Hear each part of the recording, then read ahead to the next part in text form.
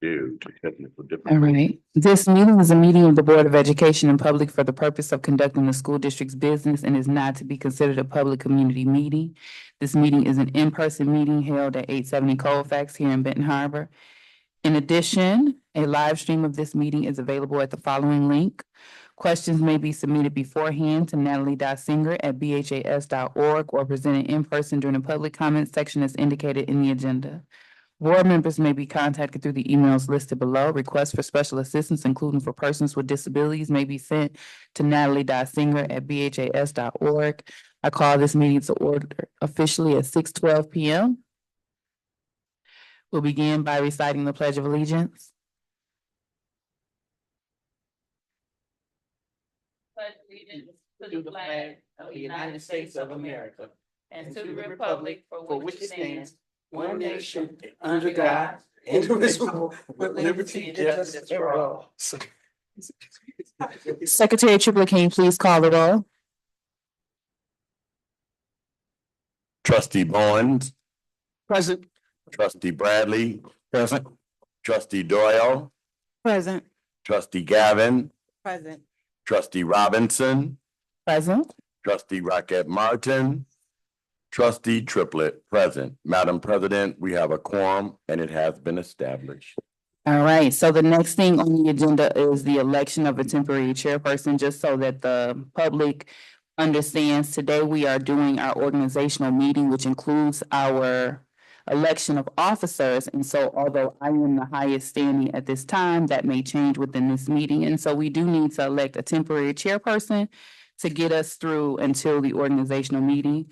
So I ask, is there a motion for a temporary chair of the meeting? Madam President, You have the floor. I make a motion for Deshauna Robinson to be our temporary chair. Second. The motion has been made by trustee Rocket Martin and supported by trustee Bowens. Any questions, comments, or concerns?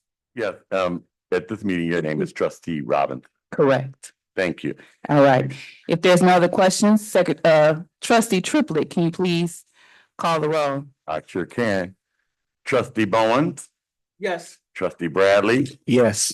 trustee Doyle, Yes. trustee Gavin, Yes. trustee Robinson, Yes. trustee Rocket Martin, Yes. and trustee Triplett, yes. All right, up next, we have approval of the agenda. I do want to make sure, since it's been sent out to you, I know that there were a couple documents shared that were not originally on, my original agenda approved.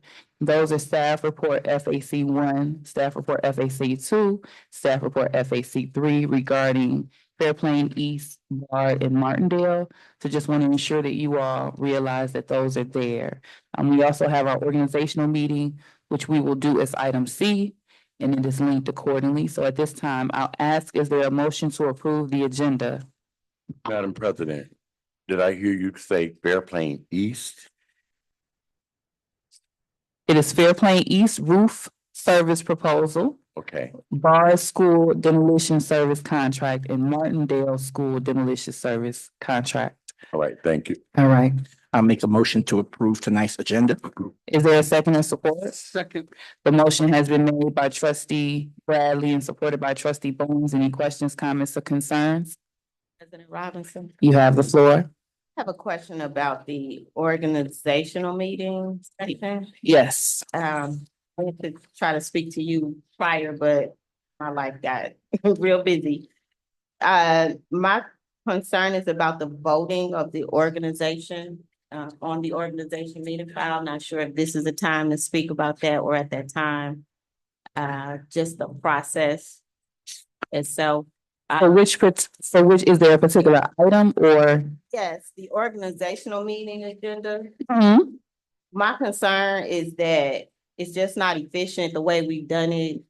I think it makes more sense democratically just to name the names of who's nominated. And then when the roll is called, we just name the person that we want for that role, and then the majority wins, as opposed to You have to nominate. A's and A's. Oh, I have no objections for that. So you're saying instead, you don't want to formally document if someone is declined, if there's someone that goes forward with the majority, you prefer for us to take. I have no objection if the board doesn't either. Okay, any other questions or concerns? All right, hearing none, Secretary Triplett, I'm sorry, Trustee Triplett. Trustee Bowens, Yes. trustee Bradley, Yes. trustee Doyle, Yes. trustee Gavin, Yes. trustee Robinson, Yes, trustee Rocket Martin, trustee Triplett. Yes, motion carried. all right, up next, we have the review of the board norms, the Board of Education norms. Yes. I'm Trustee Robinson. Sure, yeah, trustee Robinson.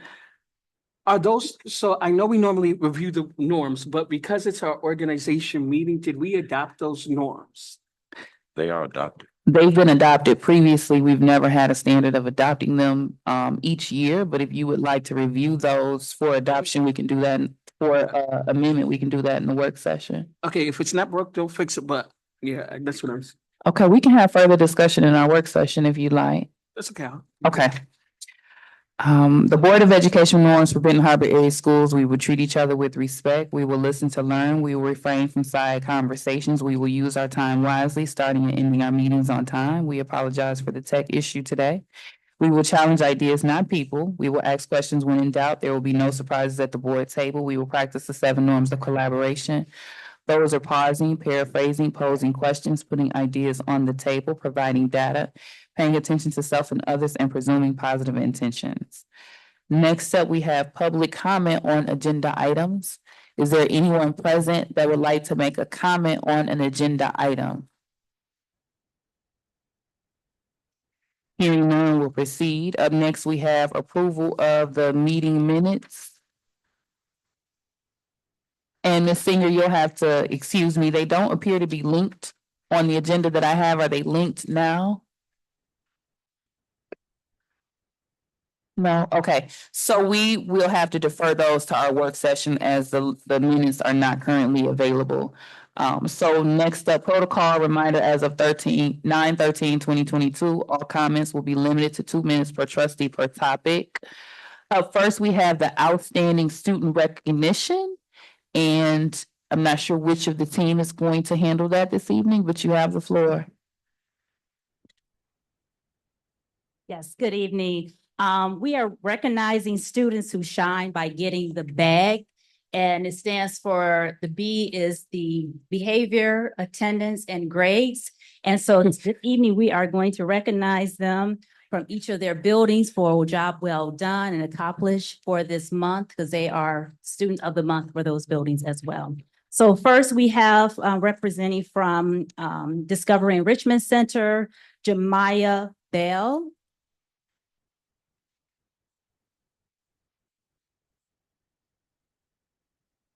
And then we have from Martin Luther King Jr. Elementary, Joseph Johnson. Stand up, Mr. Johnson. Yes. Can you please come shake our hands? Good job. Good job. Congratulations.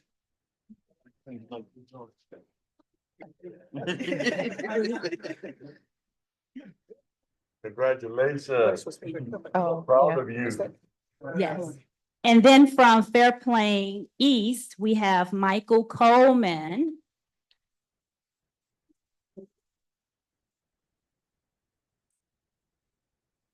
And then from Fairplain Middle School, we have Aisha Muhammad.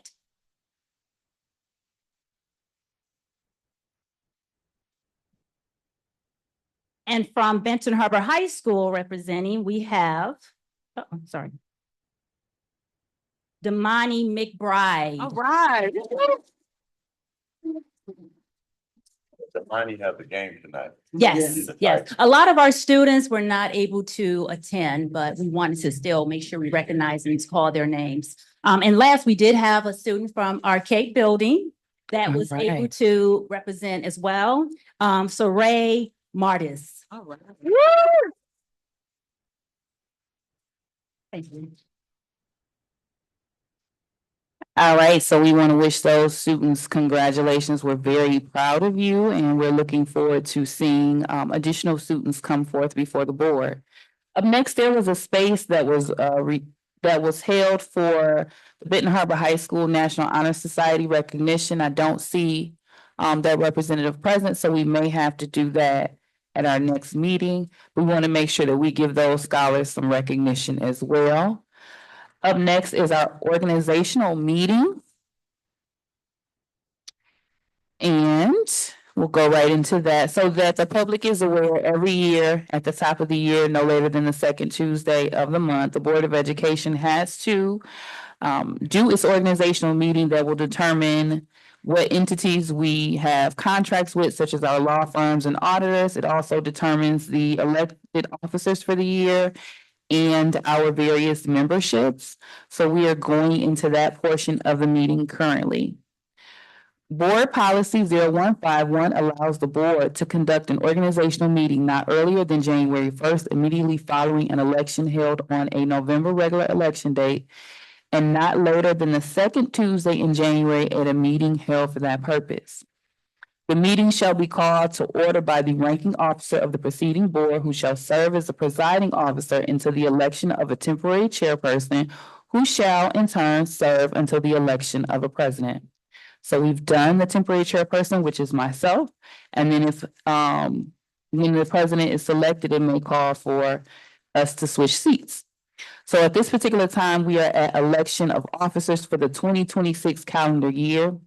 Do we have nominations for the office of president? Madam President, I would like to nominate trustee Deshauna Robinson, President, Board of Education.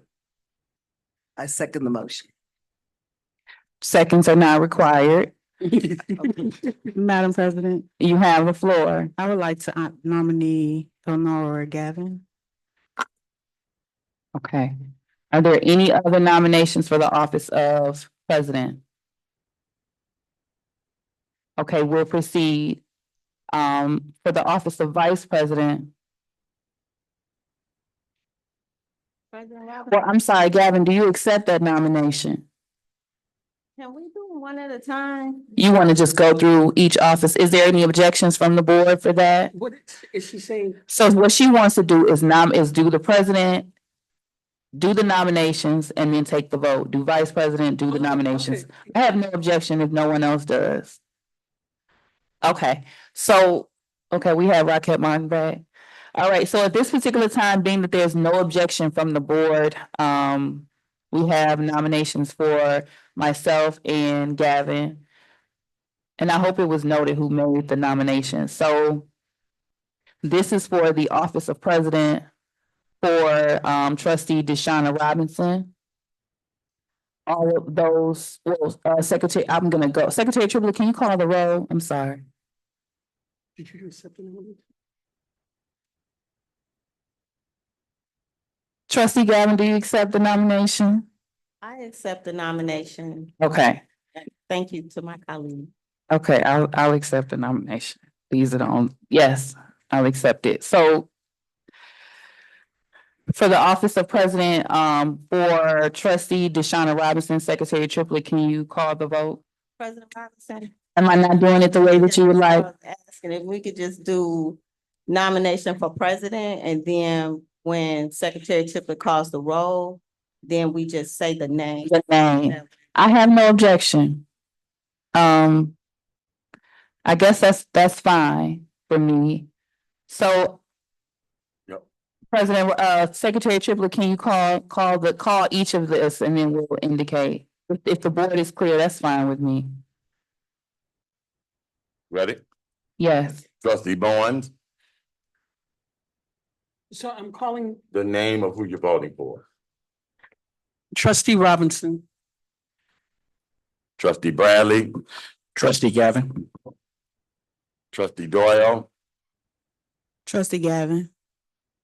trustee Gavin, Trustee Gavin.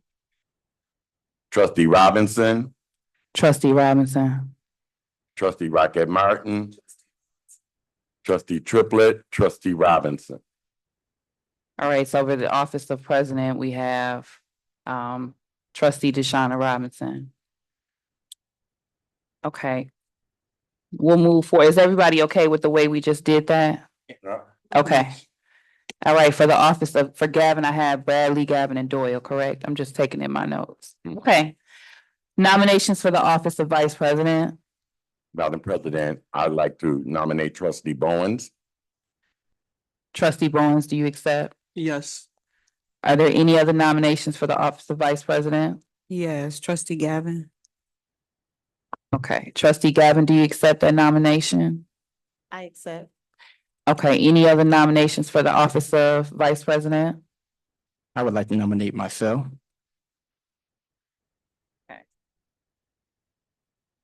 Any other nominations for the office of vice president?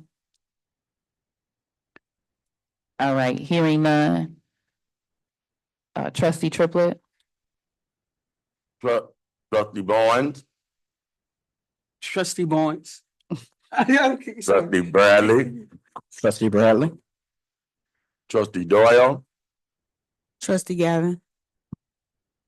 trustee Gavin, Trustee Gavin. trustee President Robinson, trustee Bowens, trustee Rocket Martin, trustee Triplet, trustee Bowens, all right, so for the office of vice president, we have Vice President Bowens. All right, for the office, and the way that I have it is for Bowens, Robinson, Rocket Martin, and Triplet, for Gavin, Doyle, for Bradley. Office of Treasurer. I would like to nominate trustee Gavin. All right, Gavin, do you accept the nomination? Accept. All right, any other nominations for the office of Treasurer? All right, hearing none, it appears there's only one nomination on the floor, I trustee. think we need to call the roll still.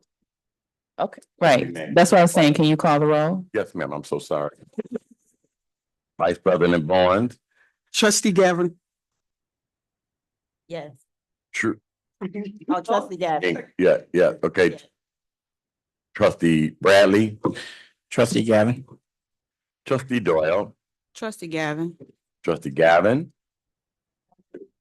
Trustee Gavin, yes. trustee Robinson, Yes, for trustee Gavin. You're supposed to say her name. Yes, for trustee Gavin. trustee Rocket Martin, Trustee Gavin. trustee Triplet, yes for trustee Gavin. All right, so trustee Gavin has unanimously been elected as the treasurer of the Board of Education. Up next, we have. All right, up next, we have the office of secretary. Are there any nominations? I would like to nominate trustee trustee Triplet. Okay, any other nominations? Trustee Triplet, do you accept? Okay. Are there any other nominations for the office of secretary? Hearing none, trustee Triplet, can you please call the roll? Vice President Bowens, Trustee Triplet. trustee Bradley, Triplet. trustee Doyle, Trustee Triplet. trustee Gavin, Yes, for trustee Triplet.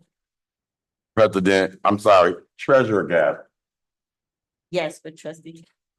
Trustee. President Robinson, Yes, for trustee Triplet. trustee Rocket Martin, Yes, for trustee Triplet.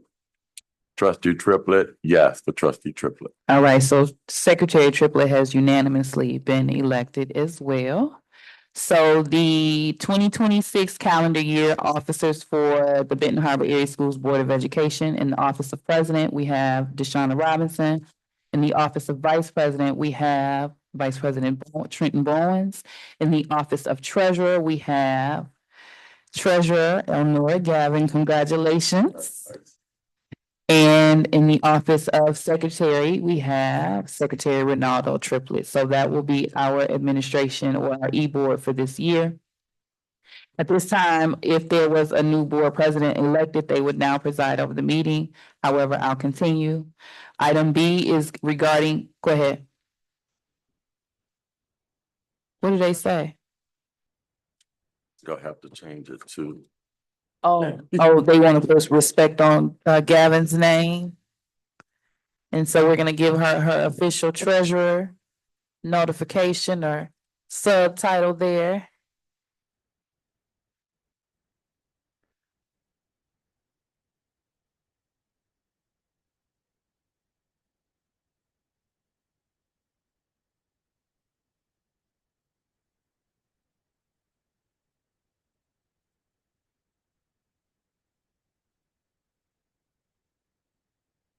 We would also like to thank our former treasurer Bradley for his service. And I think it's important to note that he actually suggested trustee Gavin earlier, or in the middle of last year, she actually was not aware of that. However, he made the decision to stand within his title through the remainder of the year. So I look forward to you all collaborating and ensuring that she's fully aware of the responsibilities of her title. So we'll move forward. Next item is membership in the membership in and legislative delegate to the 2026 Michigan Association of School Boards, which is MESB, and this is continuation of the membership. So this is a vote on the membership to the Michigan Association of School Boards. The cost for July 1st, 2025 through June 30th, 2026 was $3,828.37. New rates are not yet available at this time. So we're taking a vote to remain in the membership, but then we also need to select our representatives. So at this time, I'll ask, is there a motion, or is there a name nominated for the representative? Trustee Bradley. Okay. Was that Doyle? Yes. Okay. Bradley, do you accept? I accept. Okay. Any other nominations? Trustee Rocket, You accept? Would you like to be alternate? The alternate. Okay. Are there any objections or anyone else wanting to put any other names on in that position? All right, hearing none. So at this particular time, we'll take a vote on B, which is for membership in and legislative delegate to the 2026 Michigan Association of School Boards with Representative Trustee Bradley and the alternate as Trustee Rocket Martin. Secretary Triplett, can you please call the votes? President Robinson, Yes. Vice President Bowen, yes. Secretary Triplett, yes. Treasurer Gavin, Yes.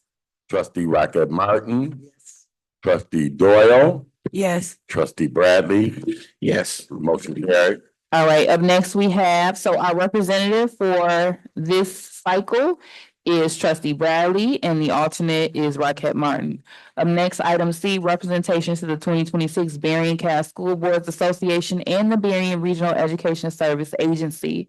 Are there any nominations for the position of representative? Yes, Madam President, I'd like to nominate Trustee Rocket Martin to be that representative.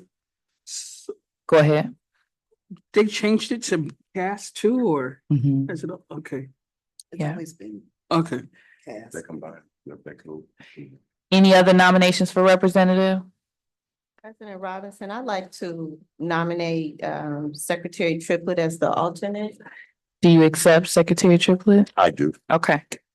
Were there any other alternative nominations for representative or alternate?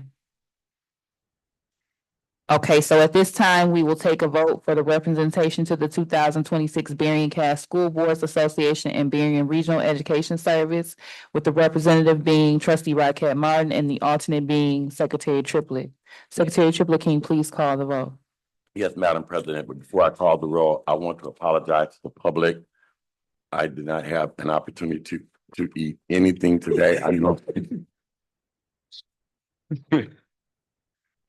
I normally do not, yeah, I normally do not eat this hard at the table. I try not to. But this is my dinner, so please forgive me. I don't want to offend anybody. So at this time, I'll call the roll. President Robinson, Yes. Vice President Bowen, Yes, Secretary Triplett, yes. Treasurer Gavin, Yes. Trustee Rocket Martin, Yes. Trustee Doyle, Yes. Trustee Bradley. Yes. Motion carried. All right, next up, item D, approval of the bylaws, dates, times, places, place of meetings for the Board of Education. Your bylaws are linked. Those have not adjusted since we last made any necessary updates. Our dates and times are on the back. Our place of the meeting here is standard. I am assuming everyone wants to maintain the 6 o'clock start time with anticipation of ending at 8. There is, however, something that we need to make a decision on. So for the month of November and December, we need to decide if we want to do as we did this year and do the work session earlier, or do you want to do it that second week of, that last week, which is closer to the holiday? Madam President, You have the floor. I would like to, offer that we, scrap the, work session for December and November due to the holidays and just do work sessions if that's, Wait, Yeah. you said scrap the work sessions and then just do work sessions, so. I mean. Just scrap do the work regular session and do meetings. Regular session. Thank you. Okay. So then I would what I hear you communicating is that you want to make a motion that we approve the calendar with removal of December and November work sessions due to the holiday. Correct. All right, is it? Treasurer Gavin, sorry, Treasurer Gavin. has a Yes, comment. Is it okay to make comments now? You need to go through the motion. I just need to go through to see if anyone supports it and then I can open the floor. Is there a second or support to that? I support. Okay, you have the floor for comments. So I'm in agreement with trustee Bradley, just recognizing the hustle and bustle of the holidays. And we can always do special meetings if we need to. I am, initially, when I offered the work session to be more of our committee meetings, that was when we had a particular partnership and required certain mandatory trainings. I don't think that works. I don't think that would necessarily work for 2026. And I'm asking if the board is open to looking at the work session as it was recommended to us by MASB to consider work sessions as a learning session. And if it's an opportunity for us to do like a learning of the crucial conversations protocol to usher in a spirit of respect and better communication from the board on down. I'm wondering if that can be our opportunity to kind of go over that professional development for us, team building, relationship building, connection and better communication.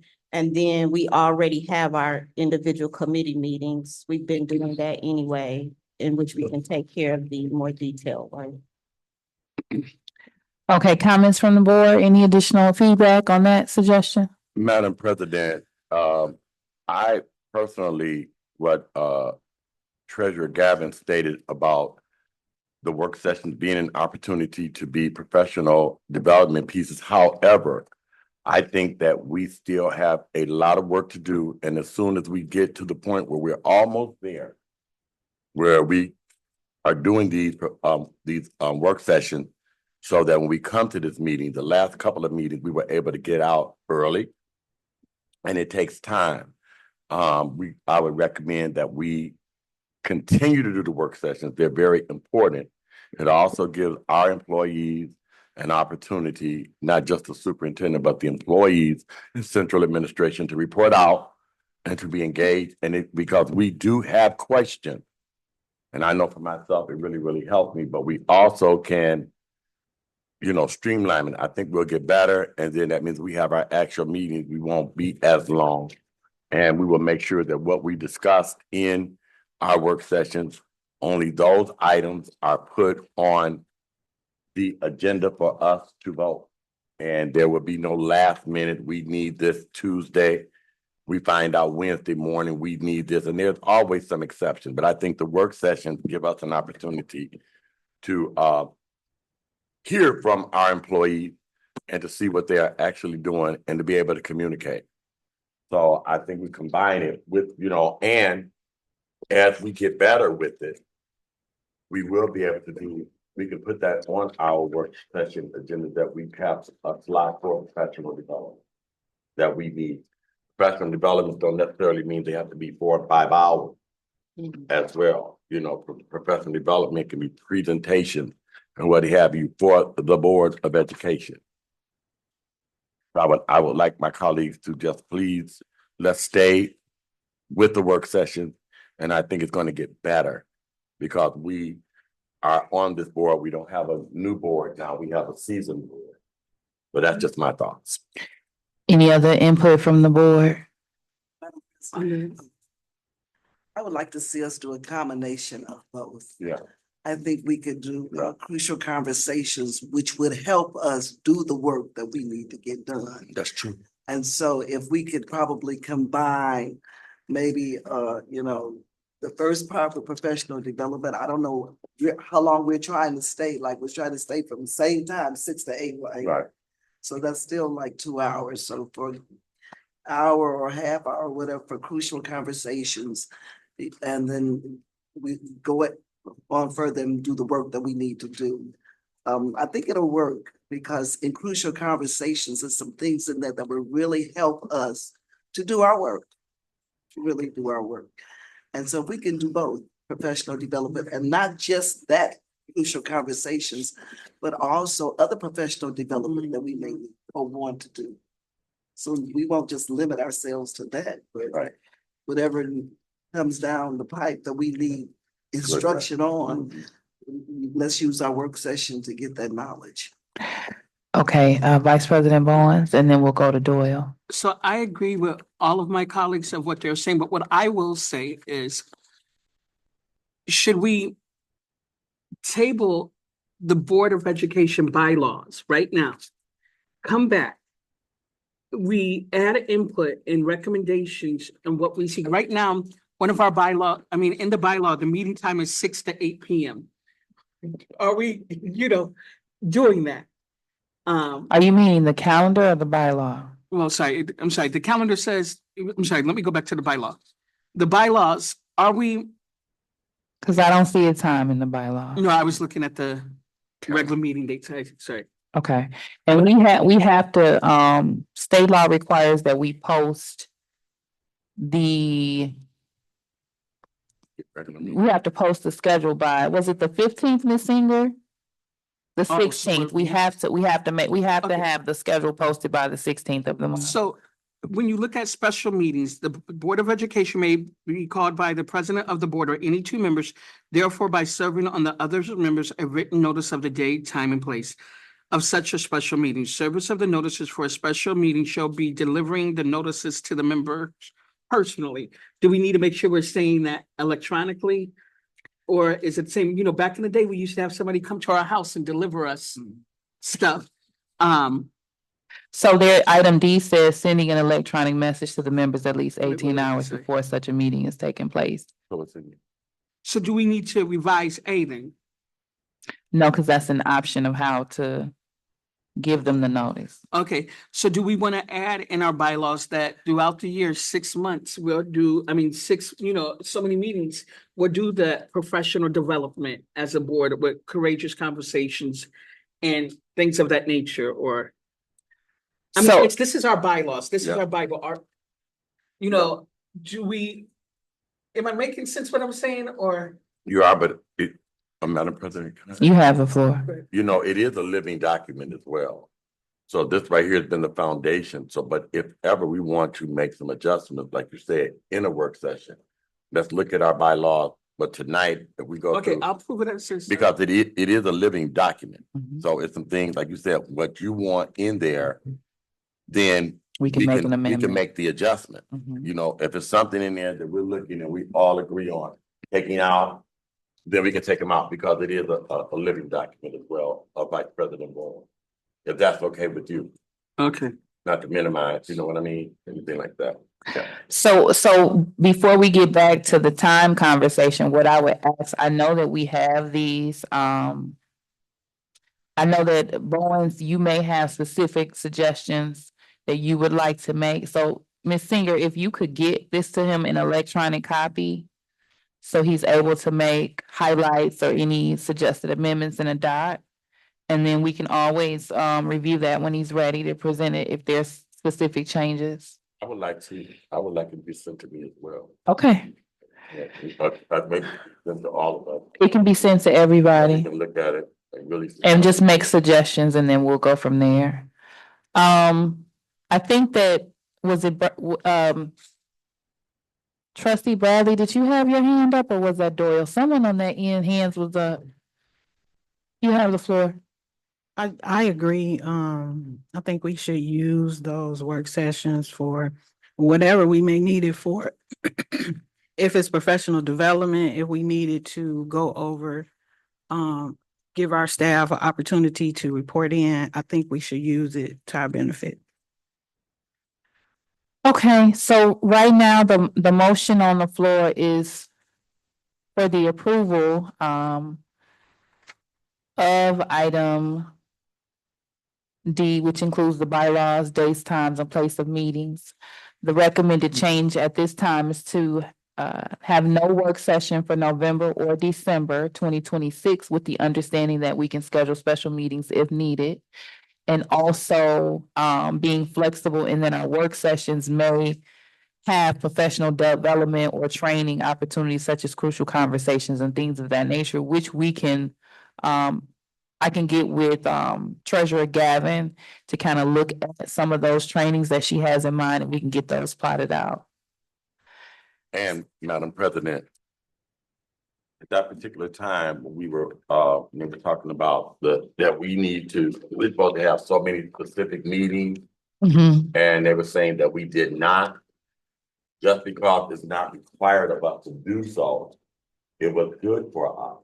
It was some things that we really, really did. And so we need to make that become a common practice for us to do those things. How does that look? So that we're in alignment with the partnership agreement, even though it may not be required, but I think we grew a lot in those sessions. A lot of things were done in those sessions. So if we could put that somewhere, I don't know where it would specifically go, where it would fit. But I would like for us to see that, because we do have, you requested that calendar from me, that yearly calendar, and we can add that to our yearly calendar. Understood. Okay. If there's no other questions, go ahead. Yeah, just real quick, I just wanted to agree with Secretary Triplett. That for that professional development, that is a good thing, and it does, with MASB, it does put us in a good light, and they see us that we're trying to work and do professional development things. And so I think that would be awesome that we do that. All righty, so if there's no other discussion, Secretary Triplett, can you please call the vote? President Robinson, Yes. Vice President Bowens, Yes. Secretary Triplett, yes. Treasurer Gavin, Yes. Trustee Rocket Martin. Yes. Trustee Doyle, Yes. Trustee Bradley, Yes.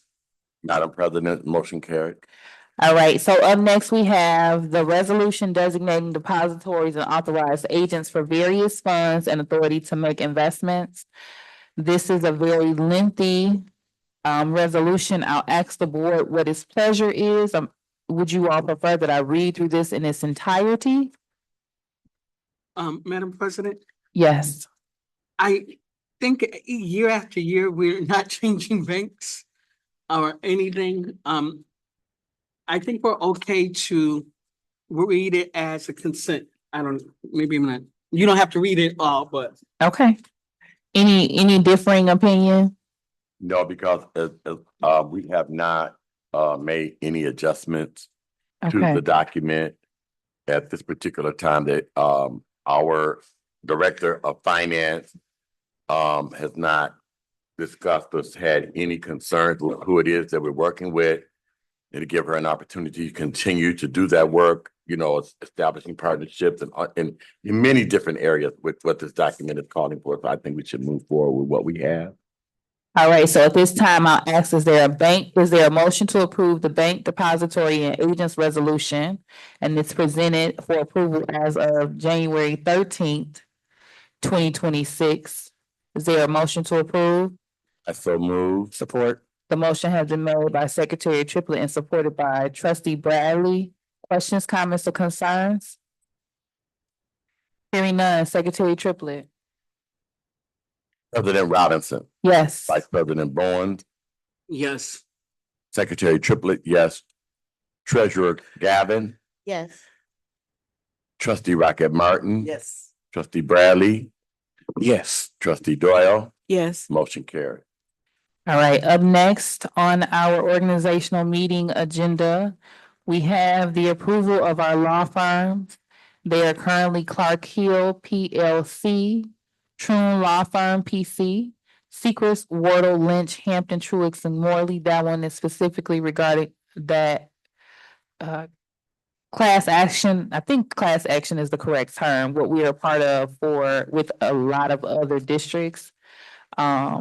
So at this time, I'll ask, is there a motion to approve the law firms? Madam President, You have the floor. I would like to. I know year after year, every year. So is there a motion, are you making a motion to table? Um, I know my board. yes, go ahead and table, please. Okay, so there's a motion to table on the floor. Is there a second or support for that? Okay, so the motion has been made by Bowens and supported by Triplett to table the approval of the law firms. There's no discussion on the table. So Secretary Triplett, I would ask that you call the vote. No questions. Point of clarity, Yes. can we get a date, like table until what date? What day would you like to table, Vice President Bowens? Are you wanting to do the January work session? Yes, session. Okay, Thank so you. currently the motion on the floor is to table the approval of the law firms to the January 2026 work session. And that has been made by Bowens and supported by Triplett, correct? Yes, ma'am. Do you support with the noted date? Yes, ma'am. All right. Secretary Triplett, can you please call the vote? President Robinson, Yes. Vice President Bowens, Yes, Secretary Triplett, yes. Treasurer Gavin, Yes, trustee Rocket Martin, Yes. trustee Bradley, No. trustee Doyle, Yes. motion carried. So I would like you all to know that I already gave your superintendent a heads up that it will more than likely be tabled this evening. So that's not gonna be a shock to her. I know my board very well. So that's why I just asked him if he had a motion to table. We'll proceed. Appointment of the auditors for the 2025-2026 fiscal year. Cambridge and Company is being recommended, and it's an approval for the district to exercise its contractual option to extend the current audit services agreement for an additional 2 years. So we currently have a contract, to my understanding, Director Brock Carter, and you're just requesting that we extend for 2 years, which is allowable within the contract as written, correct? All right. So at this time, I'll ask, is there a motion for the approval of the contractual option to extend the current audit services agreement for an additional 2 years with Cambridge and Company? I make a motion of what you just said. Support. All right, the motion has been made by Vice President Bowens and supported by Trustee Bradley. Questions, comments, or concerns? yes, I do have a question. You have the floor. Are there any additional fees? Does this contract go up each year? Is it the same rate?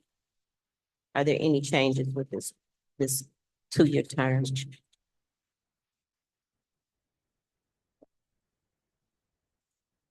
Once we get the approval to extend the contract, I'll then, once the vote is approved to extend the contract, then I send that to Gabriel so they can, then give us a schedule of fees. So I guess my follow-up question then is, if we approve now and their schedule of fees goes up, do they have an automatic approval? No, if we'd like to do an additional RFP at that time for services, we can. Okay, so how do we need to enter this vote to ensure that we are protected from a skyrocketed increase in rates? Well, this is just a vote to, for us to exercise the right to extend the contract with Gabriel. If we decide that's not the auditing firm that we want to go with, then we just start over with the usual RFP process. Right, so I guess how how is our feedback loop gonna work? Like, how would your office or the superintendent's office follow up with us just to make sure? Yes, I'm sorry, I didn't want to No, interrupt. go ahead. I But think you know what I'm- after this vote, and we agree that you all agree with me to keep Gaybridge as our auditing firm, then the next process, according to our attorneys, is for me to send that information to Gaybridge, and then they let us know what the fee will be for the next 2 years, and then we'll have to sign off on that. So if we decide not to sign off on those fees for the next 2 years, then we start over with the RFP process. Yep, that's my question. The we sign off part, does that? That comes figure back to come the back board. board? Okay, Yes, great. because Thank it's you. over the That's- superintendent's limit. So yes, it has to come back to the board again for agreement for the fee of services. Perfect. Thank you so much. You're welcome. All right, are there any other questions regarding our appointment of auditors? Hearing none, Secretary Triplett, President Robinson, yes? Vice President Bowens, Yes. Secretary Triplett, yes. Treasurer Gavin, Yes. Trustee Rocket Martin. Yes. Trustee Bradley, Yes. Trustee Doyle, Yes. motion carried. All right, so up next, we have a closed session. I'm wondering if what we'll do is we'll end open session and enter closed session, but we can take a brief recess before we go in there, and that should be brief as well. So at this time, and before we take the vote, just so the public understands, a closed session is us reviewing information that only the board is privy to, and so we'll step into this back room briefly. You are welcome to stay here with us. If we are taking longer than you prefer to stay here, you're more than welcome to tune in online, and then once we are back in our open session, you're able to view us online, but I don't anticipate that we'll be in there this long. Closed session, the Board of Education may hold a closed session to consider materials such as written opinions of council which are exempt from discussion by state or federal statute, reference policy 0167.2F. And the opinion that we're receiving is from Troon Law Firm. So at this time, I'll ask, is there a motion to end open session and enter closed session with the understanding that we'll take it's 6:59. I say we take how long of a recess do you all need? Okay, 10 minutes. So we'll take a recess and we'll be back in the closed session at 7:10 PM. Is there a motion? I make a motion that we go into closed session at 6:59 PM. At 7:10? Oh, 17. Yeah, okay. So the motion has been made by Trustee Bradley. Is there a second or support? The motion has been made by Trustee Bradley and supported by Treasurer Gavin. Questions, comments, or concerns?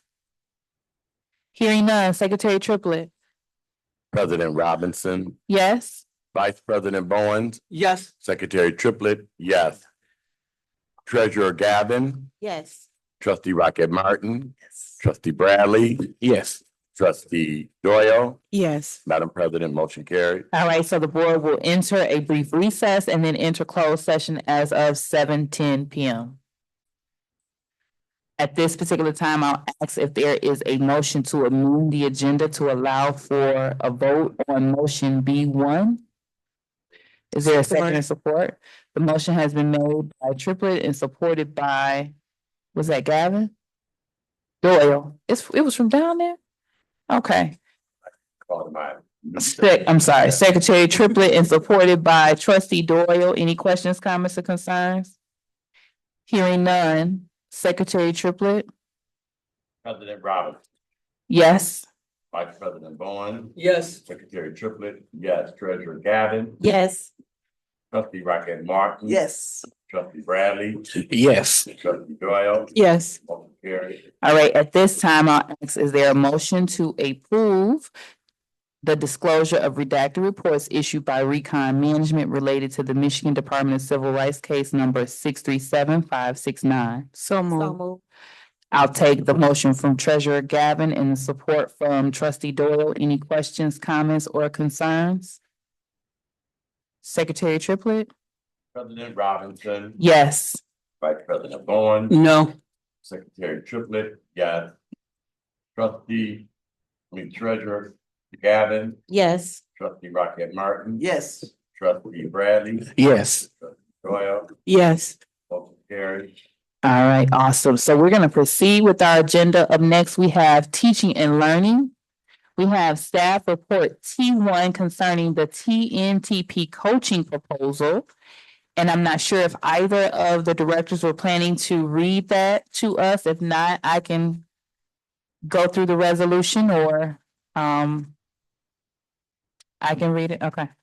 Madam President, teaching and learning, Yes, Dr. Foster. Dr. Foster was unable to be here. Okay, Mm-hmm. thank you. Okay. 1 second. Madam President. You have the floor. Did we want to, go ahead with it? Did you want to table it and wait till Dr. Foster's in? So when I spoke with myself and Bowens, I believe spoke with Dr. Griffin last Friday just to get a touch base of everything that had happened over Christmas break and making sure we were prepared for today in her absence. She strongly supported this particular staff report. I did tell her that I anticipated there may be questions asked in her and Dr. Foster's absence. She has communicated with us that if there are any concerns regarding the either staff report that require feedback from her, she is watching and able to take a call from either trustee if there's questions that will prevent the approval of the vote. Vice President Bowen. Also, the superintendent did a video, I want to say in November, in explaining it. After we tabled this in November, she did a video and gave us time to ask questions. And I did ask that she resend that out. I'm pretty sure she did send it out to us so it would be brought to our attention. Because she had already done what I asked her to do. She was like, "Ben, you know how she is. Been there. I did that. I've already done that." So I was like, "Okay, just send it back to refresh everybody's memory, just like you had to refresh mine." So she was very strongly in support of both of these proposals. However, as you all know, I am at the liberty of the board. So if the board is not comfortable with the vote, then I understand that. But she's asking that we proceed and consider. Yes. In light of the nature of this, in light of the nature of this, I wish we would proceed because it is coaching for our STEM, for science and mathematics, for our teaching staff. And it's something that we need to go ahead and get started and get going on. M-STEP will be here before you know it. And so whatever help we can get, to help foster that academic thing we need to do. Okay. Yes, sir. I too looked through it. If the superintendent supports it, as it relates to the curriculum.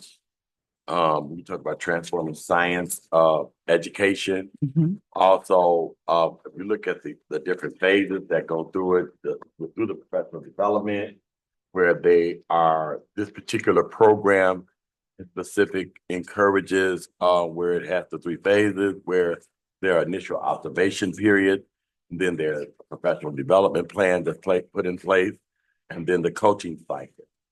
So, and again, when we look at our scores and what have you in mathematics, although the gaps are closing, and they're, because a lot of times, when we're talking about looking at data, there are several different ways that we can look at data and be able to assess if this is working for Benton Harbor area school. And so you have seen growth. And so this right here is just another support piece in place. It is my belief to give them what they need. So if it does not work, you have given them what they need. And then you can make a tough, informed decision to say, this is what we need. You're not the person that we need. We need to move on and move in a different direction. So I do believe in that. My leadership style is that if they looking at it, they ask for it, give it to them. Okay, so I'm gonna proceed with the staff report. I'll read it. I'll take a motion, and then if there's any other discussion pertaining to the actual staff report, then we'll open the floor back up at that particular time. But it sounds like the majority of the board would like to consider the vote, so we'll proceed. Staff report number T1, the TNTP coaching approval. Dated for today, reason for board consideration, the Board of Education shall approve all textbooks or contracts used as part of the educational program of this district. Purchases over $31,321 need board approval according to the most recent state of Michigan Department of Education threshold. Facts and analysis. Benton Harbor Area Schools is advancing in math achievement strategy through a two-phase professional development and coaching model designed to strengthen Tier 1 instruction and align teaching practices with the Envision Math curriculum. TNTP's proposal provides two costed options for Phase 1, both running January 5th through April 30th, 2026. Option A at $57,913, which includes professional development, targeted coaching, and virtual check-ins, and option B at $118,870, which replaces virtual check-ins with twice monthly in-person coaching for the same cohort of teachers.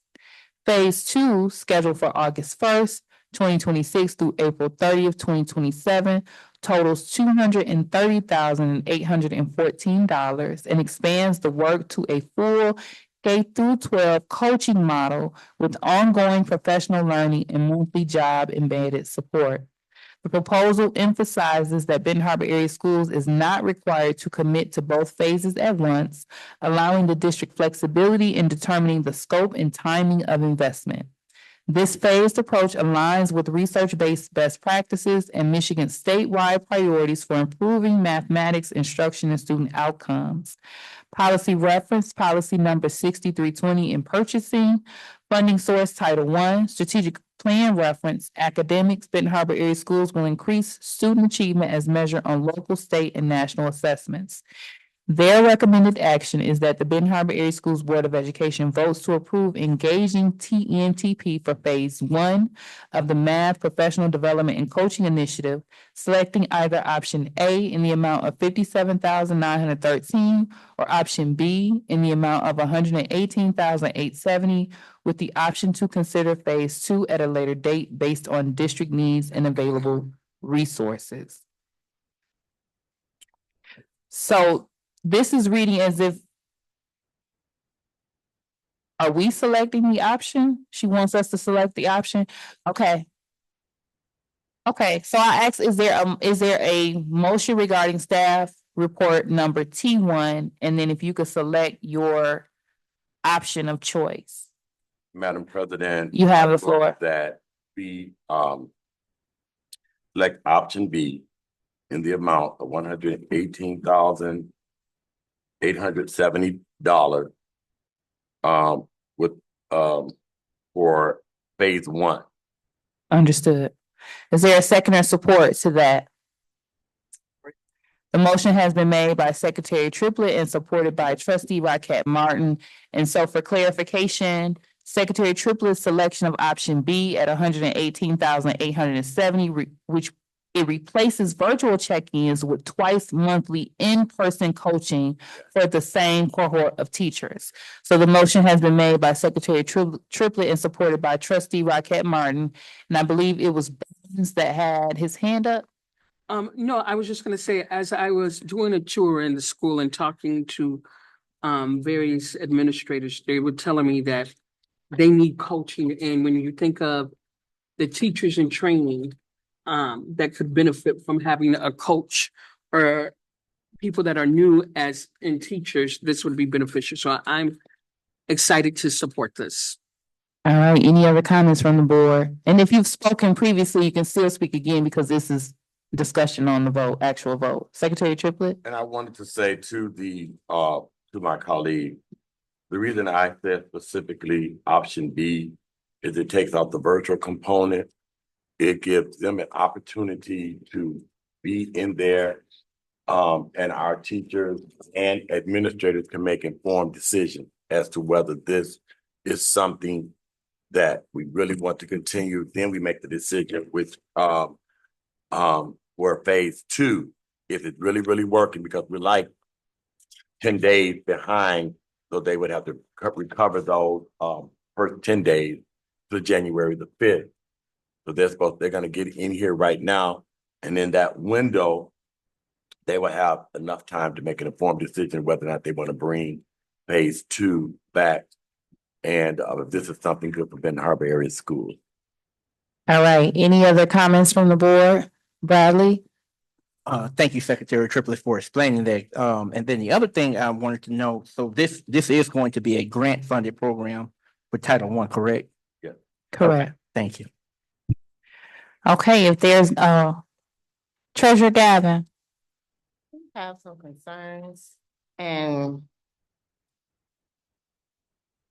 I guess for me is we agreed to move coaches into the classroom. And when I look at this price tag of $300,000, close to $500,000. For me personally, I just, and I respect my colleagues, but for me, I've approved a lot of initiatives coming across this table. And I would still like to see those initiatives implemented to fidelity. With this price tag, and you're talking about bi-monthly professional development sessions, partnering with leaders. I would much rather see that type of money invested in staff. I think a lot of times staff would be able to execute if they're paid properly, if they're provided professional developments. And I don't think that the professional developments would cost $300,000. I think that there's ways to receive coaching from master retired teachers, from other folks who would be able to invest and be here all year round, as opposed to these bi-monthly sessions and things of that nature. I'm concerned about the amount of support that we would be getting for this price tag. And I also would like to see some of the other initiatives that we have supported be implemented with a higher level of fidelity before moving into another commitment of $300,000 in funds. Unless this is a $300,000 grant that was specifically earmarked for this particular service. Now, if that's the case, I can support that. And I'm wondering if there's anyone here who can answer that question. Was this, and also answer with like showing us, was there a specific TNTP grant that was provided that was earmarked for this coaching service? So I just want to make sure, and I know that you understand what you're saying, but I just want to make sure to point out for the public, the actual vote being taken today is just for the $118,870, which it would be over the $300,000 mark if we decided at a later date to go into phase two. But at this time, the vote is for $118,870. But Gavin, that would be a question for Director Carter to ask regarding if there was a specific funding. And then I use the acronym, but it's teacher coaching and professional development is what the TNTP stands for the public. And that's for 4 months. That's $118,000 for January to April. Director Carter? No, this is not a specific TNTP grant. Title I funds are for professional development as well as Title II. So it is to develop our teachers so that they can envision math as a curriculum that we adopted at the beginning of the school year. And we want to make sure that it's being implemented properly and that the teachers have the support that they need in order to teach the curriculum. So that's what this is. It is professional development and it is investing in our teachers and our staff so that they can be familiar with the program and make sure that they have all the tools they need to teach it effectively. Thank you. My final thought is that for these type of high ticket items, it would be helpful to have that input from those staff who would be impacted by it. If they reviewed it as well, and it's something that they see as a need in addition. Sometimes boards have voted for things, and then staff has said, you've given us another thing, right? And you didn't think about how we now have to learn or have to work with this new group of people and bring them up to speed, and it wasn't supportive. So it's not that I want to support the superintendent. It's just that there are some unanswered questions here that I think would help with a yes vote on mine. Secretary Triplett. Madam President, we also remember one thing that we did, we put a lot of money and support in the area of literacy. And so the majority of the things that we did was in the area of reading and, literature and literacy. But our kids, according to this particular data, well, the state data, and that's what we don't have a lot of things in place as it relates to mathematics. And we do have exceptional students. We do have a curriculum, but we haven't just invested. And so it's like building. And so no shade on the previous administration. There were loads and loads of things brought into this district because if you bring it to us, we expect you to follow through. We are not the professionals in that particular area, though you do have former teachers and principals on this Board of Education. And so I'm thinking this right here is the first that I've seen where first of all, we got the math curriculum set and established. We realized the money that was spent from the previous administration was not what needed to happen. We could not get out of those contracts. But one thing that I felt when you all presented the three finalists, regardless to other things, that this superintendent does have some instructional depth of knowledge. And we have a lot of other things, other distractions or what have you, but the knowledge as far as it relates to instruction. And that is really our business. Not all of this other stuff, which has become, it kind of like leads the work, not to diminish or make anybody feel anything different about how they're feeling or what it is they're doing. But we are an educational institution. And I do understand within the 4 months, that's going to be intense work because we do have a lot of teachers in training at the secondary level in particular that need this support.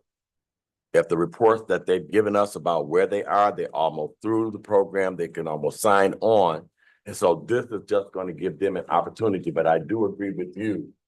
And President Robinson said this, okay, we bought this stuff. We've spent, we need some reporting out. And I think that's where our curriculum committee can hold them responsible after they report out what it is that they're doing. Thanks. Raquel Martin. The other part of that, the state has not invested a lot in science and math. They have invested more and offered more grants in reading. So we've got those grants.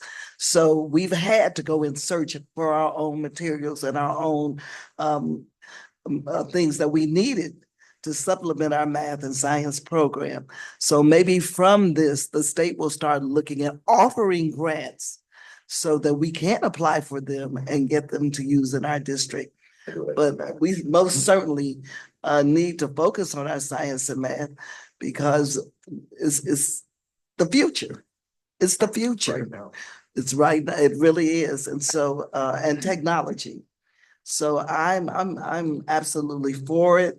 And I'd like to see us get started. I believe that we were supposed to maybe take care of this in December. Yes. And because of whatever reasons, it never got taken care of. So the sooner we take to get it passed, that's how much longer our people will be without what they need to service our kids.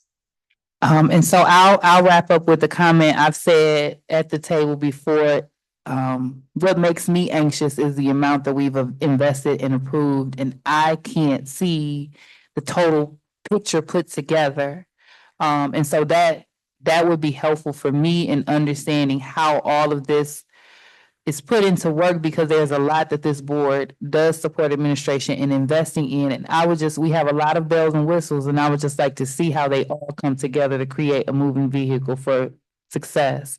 And so that is something I'm still looking forward to receiving from administration.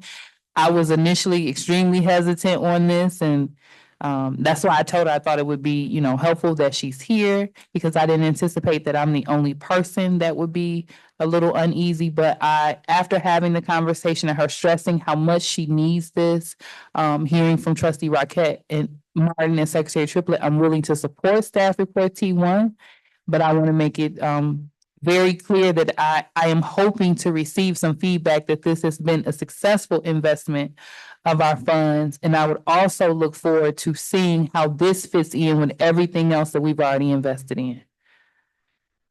So if there's no other input from the board, I would ask Secretary Triplett, can you please call the vote for staff report T1 utilizing option B at a cost of $118,870? President Robinson, Yes. Vice President Bradley. Let me go, start back. President Robinson, Yes. Vice President Bowen, Yes. Secretary Triplett. Yes. Treasurer Gavin, No. Trustee Rocket Martin, Yes. Trustee Bradley, No. Trustee Doyle. No. All right, so motion passes on staff report T1. We're gonna proceed with staff report T2. I don't know that this one will have as much discussion. It's a little bit, yes. I wanted to ask Ms. Singer, could she go through and change and put these names in here with President? But that's all right, don't worry about it. I'm still trying to do it by memory. Listed as trustees in here, but I'm good. Okay, I'm kind of shocked you threw that 118,000 out there, but I know that it's because you value in person more than the virtual. I do, and like I said, as far as mathematics component, all of this stuff is not in isolation, because there is literacy necessary in the area of mathematics as well, from an instructional perspective. And so it is our responsibility to hold the superintendent and his cabinet accountable for reporting out. And this is what we want to hear. We know this is what we're giving you. What's the update? All right, so we'll proceed with staff report T2. This is Innovative STEM Solution Science Coaching Approval. Reason for board consideration: the Board of Education shall approve all textbooks or contracts used as part of an educational program of this district. Purchases over $31,321 need board approval according to the most recent State of Michigan Department of Education threshold. Facts and analysis: Ben Harbor Area Schools has received a proposal from Innovative STEM Solutions to provide equity-focused science consulting aimed at strengthening teacher practice and phenomena-based instruction aligned to NGSS and Michigan Science Standards. The proposal outlines a three-phase model that includes an initial observation and analysis period, development of customized professional development and coaching plan, and a full coaching cycle with ongoing PD to build teacher capacity in scientific inquiry, modeling, and student sense making.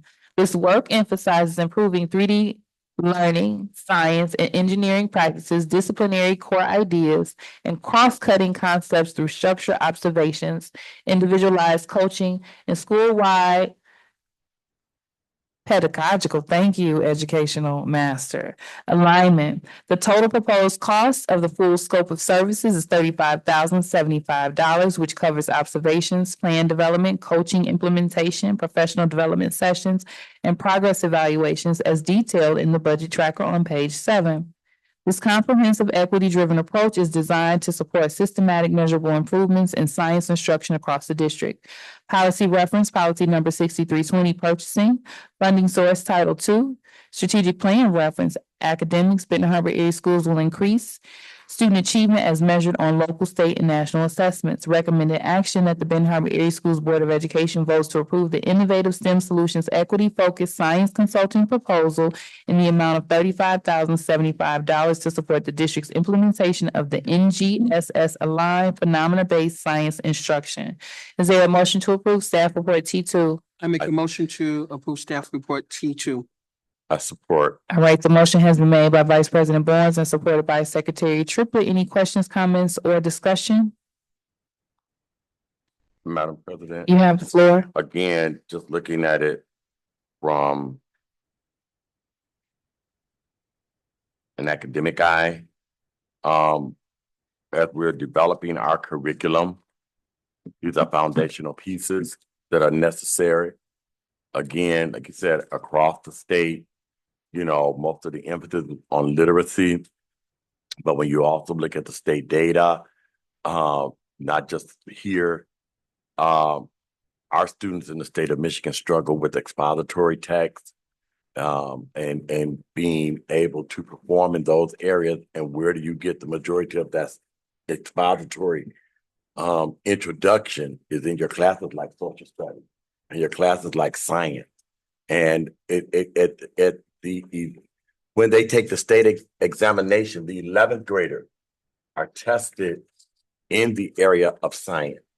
And so if this right here is something that we're speaking about it, and if our team is equipped to focus on teaching across curriculum, those things will fall into place. So I know this is just a small piece, but I'm glad that they're looking at making sure that we do have that we're starting to focus in on science and curriculum for science.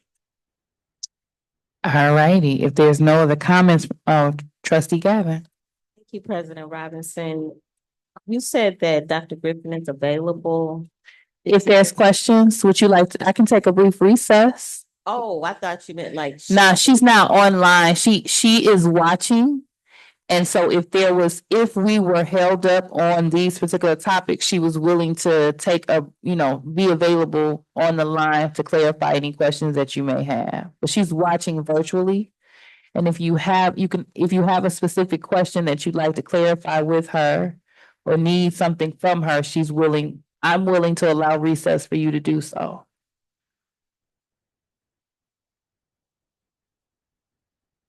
Yes, I would. Okay, so the board is gonna take a really brief recess. It is 8:06 PM. Are we thinking, how much time are you thinking, Gavin? It's 10 minutes too long. Not for me. I just like 10 minutes. Okay, so the board will take a brief recess for 10 minutes. We will return promptly, because this is our second recess, but it's been a very pleasant meeting. We'll return promptly at 8:16 PM. Staff report T2. And according to my records, Vice President Barnes made the motion to approve T2 with the support from Secretary Triplett.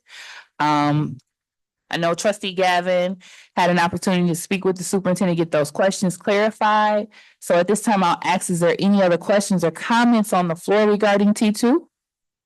Trustee Gavin, Treasurer Gavin. Oh, I want to say, thank you, President Robinson. I want to say that, thank you for the patience of my colleagues for giving me us an opportunity to check in with Dr. Griffin. I feel more comfortable about this one. It's a smaller price tag on it. There is, looking at the budget tracker on here, it is, hourly. And so looks like it's not this upfront, big ticket given to the person on the front end. And she's also made some assurances in terms of getting teacher feedback, allowing the teachers to provide real-time feedback as to how it's going that goes directly to us. I think that's actually a good best practice. So it empowers the teachers, and it's not to conflict with what they're doing. It's going to be embedded into their professional learning community. as well as their professional development that's already scheduled for them. So I'm very much more comfortable with this one, and I'm willing to support it. All right, Secretary Triplett, can you please call the vote for staff report T2? President Robinson, Yes. Vice President Bowen, Yes. Secretary Triplett, yes. Treasurer Gavin, Yes. Trustee Rocket Martin, Trustee Doyle, Yes. Trustee Bradley. Yes. Motion carried. All right, up next, so we've passed staff report T1 and staff report T2, so I'm sure Dr. Griffin is very happy. We're gonna proceed with student support services update from the department, Director Nichols. Yes, thank you. And good evening again. Student Support Services update. Our strategic plan alignment for our department is the learning environment, and our alignment under the Miracles framework is the L in learning. Next slide, please. Thank you. Our department goals are under our chronic absenteeism. We want to reduce our chronic absenteeism rate by that 20%. And then we also want to increase our parental engagement in our schools by the 25%.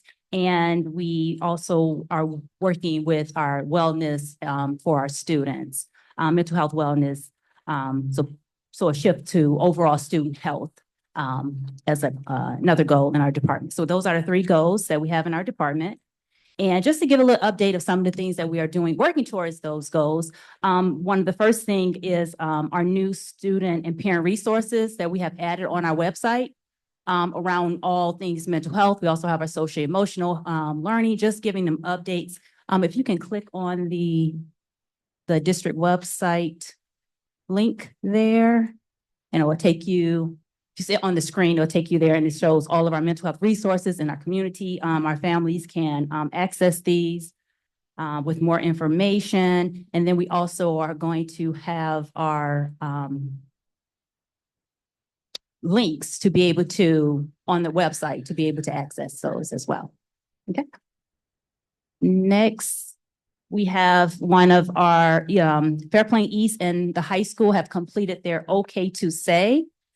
That's a presentation that comes in, so students are able to, if there's a situation or they hear of anything, that they are able to alert the school district on that, and then it will go to those building administrators, and then they'll be able to proceed with that information. So they had completed that. And then one of the last updates that I just wanted to share with you all, this is so awesome. We have our Strive for Fives. 5 is the attendance incentive that we are kicking off at Benton Harbor High School. And the reason why the high school was chosen is because, again, that's one of our goals, our chronic absenteeism. And we found, looking at the data at the high school, that number was higher than all of our other buildings. And so I want to just share the video, and it gives more information. I know they had a town hall meeting with the parents yesterday. I did include the whole process of how the Strive for 5 is going to look, but I want to share the little bit video that we have as well that we've been sharing with our parents. Yes.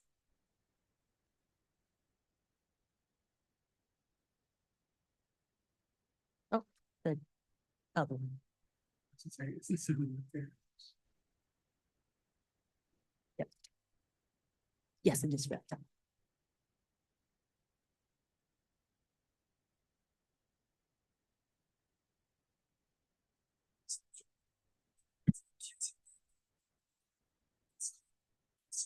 For 5 challenge. And yes,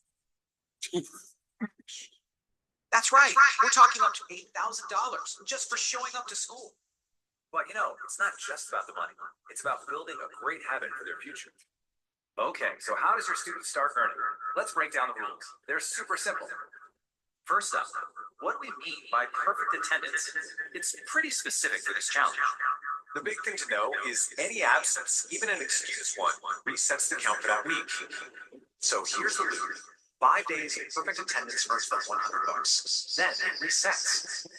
All that money they earn gets loaded right onto a reloadable Diddy card. All right, this next part is super important, and it's specifically for you, the parents. If your student is under 18, you absolutely need your permission to participate. The good news, getting consent is easy. You just hop online to the Inform K-12 platform. And hey, we're holding a town hall in January. It's a great chance to ask us anything. Okay, let's get into the timeline. Here are the dates you'll want to circle on the calendar. This chart shows you each attendance period and exactly when the payments go out.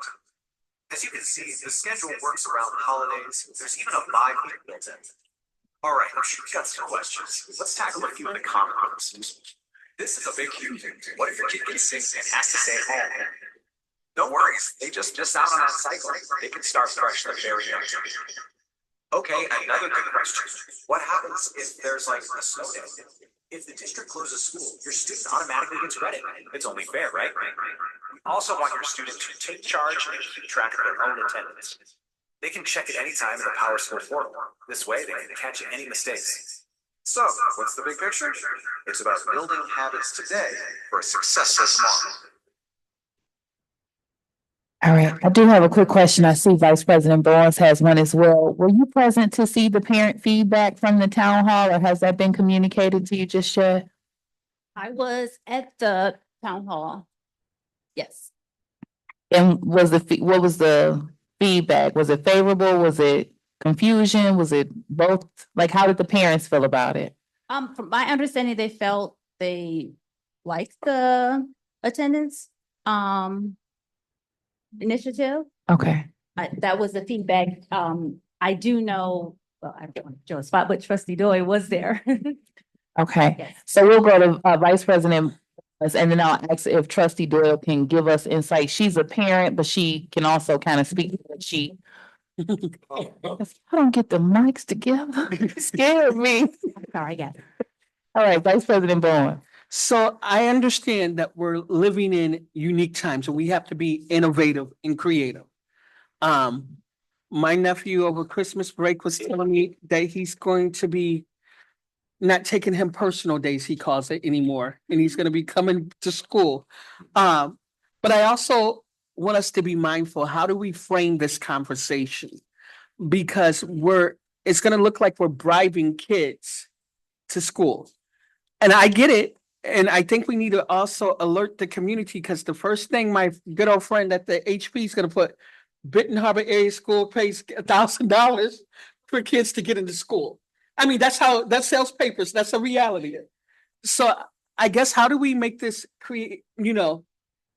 marketing it, I get it, the video, but also, are we telling people we're not breaking any laws doing this? This is the roadmap, I guess.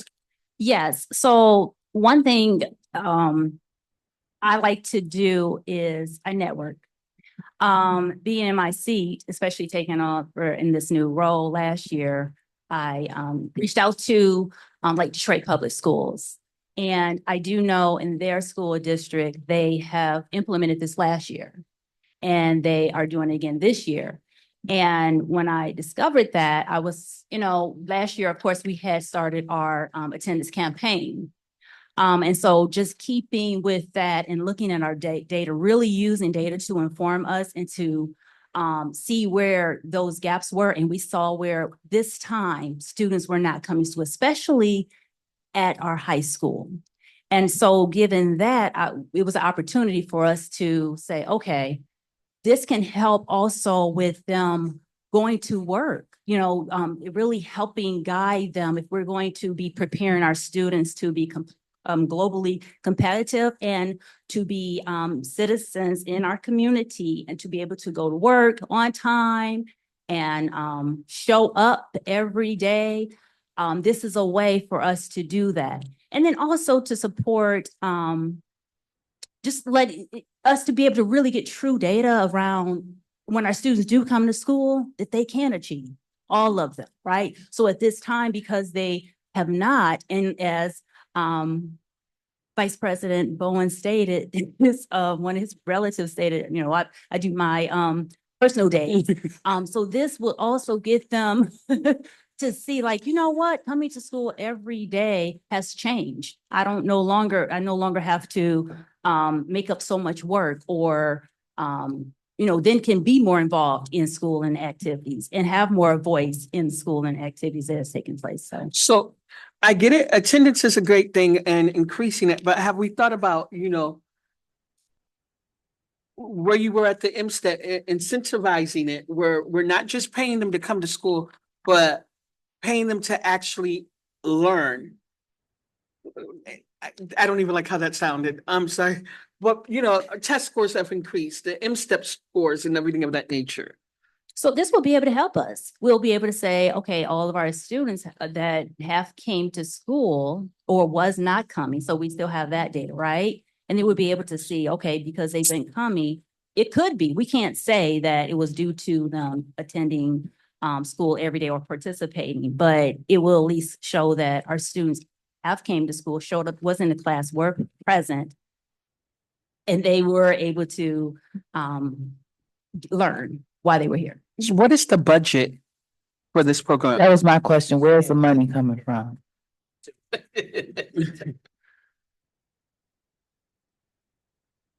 I drop that off my list then. The funds are coming from our general fund. We want to use our district funds to invest in our students' attendance and also to kind of step our attendance campaign up another notch.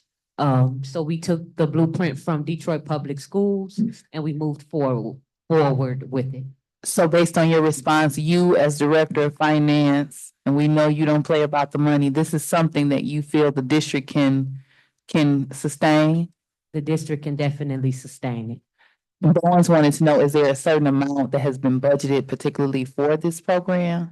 Well, once we get the okay to move forward with the program, once we know that from the parent night, I have been asking for an approximate number of students that we think will be included in this program. So once I get those numbers, we will definitely earmark and budget that amount for this program. And and that's because they have to choose to opt in. They have to opt in. And so you would look at how many people have opted in times the potential $1,000 max. Correct. Okay, I'm sorry. Through the end of the Okay. period. So then we'll go to, I want to give Trustee Doyle an opportunity to give us some feedback based on what she heard in the parent meeting yesterday evening. Okay, we didn't have a whole lot of parents come out, but we had some. And they sounded very excited and enthusiastic about the program. Me being a parent, I'm enthusiastic about it because that's an extra $1,000 in my household. My daughter can, do whatever she needs to do with that money for, it's her senior year, but I think it's a great idea. I have been saying for a while, we need to think outside of the box. We cannot just continue to do the same thing because the same thing is not working for us. And I applaud you in actually networking and finding that opportunity for our kids. So I think the people that were there were grateful and happy, like, yeah, y'all get that money. So. Okay, and then I'll go to Bradley, and I may be overreaching with this, but I think because it has the potential to put funding dollars into our households, it may be best that myself and Trustee Doyle abstain from the vote, being that she framed it that way. I may be overthinking. Trustee Bradley. Okay, so my next question probably would be, I know you probably are gonna do this. Will there be ways to also track academic performance, academic gains by students coming in and being on time? That's the first question. And then, so the students have a behavioral problem or they get suspended, I know that would take them out of the week, but also would that disqualify them from the program? No. Every week you get a fresh start. Yep. So if they miss that 1 week, they still have an opportunity the next week. So, yes. Secretary Triplett. It amazes me how people look at things when it comes to us and our kids. We're not paying them. We're not, they just find so many ways to find just negative ways. You know, I watched on Facebook and I heard, I don't know if I like that so now we're paying kids to come and school. And they, they ain't coming to school and they're gonna lose. And then we gonna, okay, now is it gonna help their academic thing? Is it gonna, you know, enough is enough. And for me, I don't care anything because that's what I heard. I'm going to be able to get my stuff for graduation. Because see, we get millions of dollars for these adjectives that they call communities that look like ours, underprivileged, underserved. So they get millions of dollars, billions of dollars to give to these communities. And don't act like this community is not mistreated. Don't act like this community is not being attacked. Please don't. So I am excited because there are so many teachable moments in that 10 weeks. And I think that we're headed in the right direction. I am so glad that I can hear that some money from the general fund is going to our kids and not to other people and everybody else. You know, we pay hundreds of thousands of dollars for this and that. Finally, you know, we're not in competition with them over there. And they're not in competition with us because their circumstance is different than ours. So what I heard from a young lady in the Miss Ben Harvard contest is saying, hey, I could plan my stuff. Look, I thought it started last week. I had told my friends that I was in there in my seat. I was in my seat. So I'm not going to be talking in these hallways. I'm going to respect what the bell means. And so it's more to it. And if they're in there and teachers are teaching, the light might come on. So I say to you all, I am so happy because you have to find creative ways. They are not like us. They are not us. And guess what? We are not them. That's the most important thing. We are not them. Okay? So again, thank you so much. But the question that I want to ask tonight as it relates to this, who is over the technology department? Because I've had enough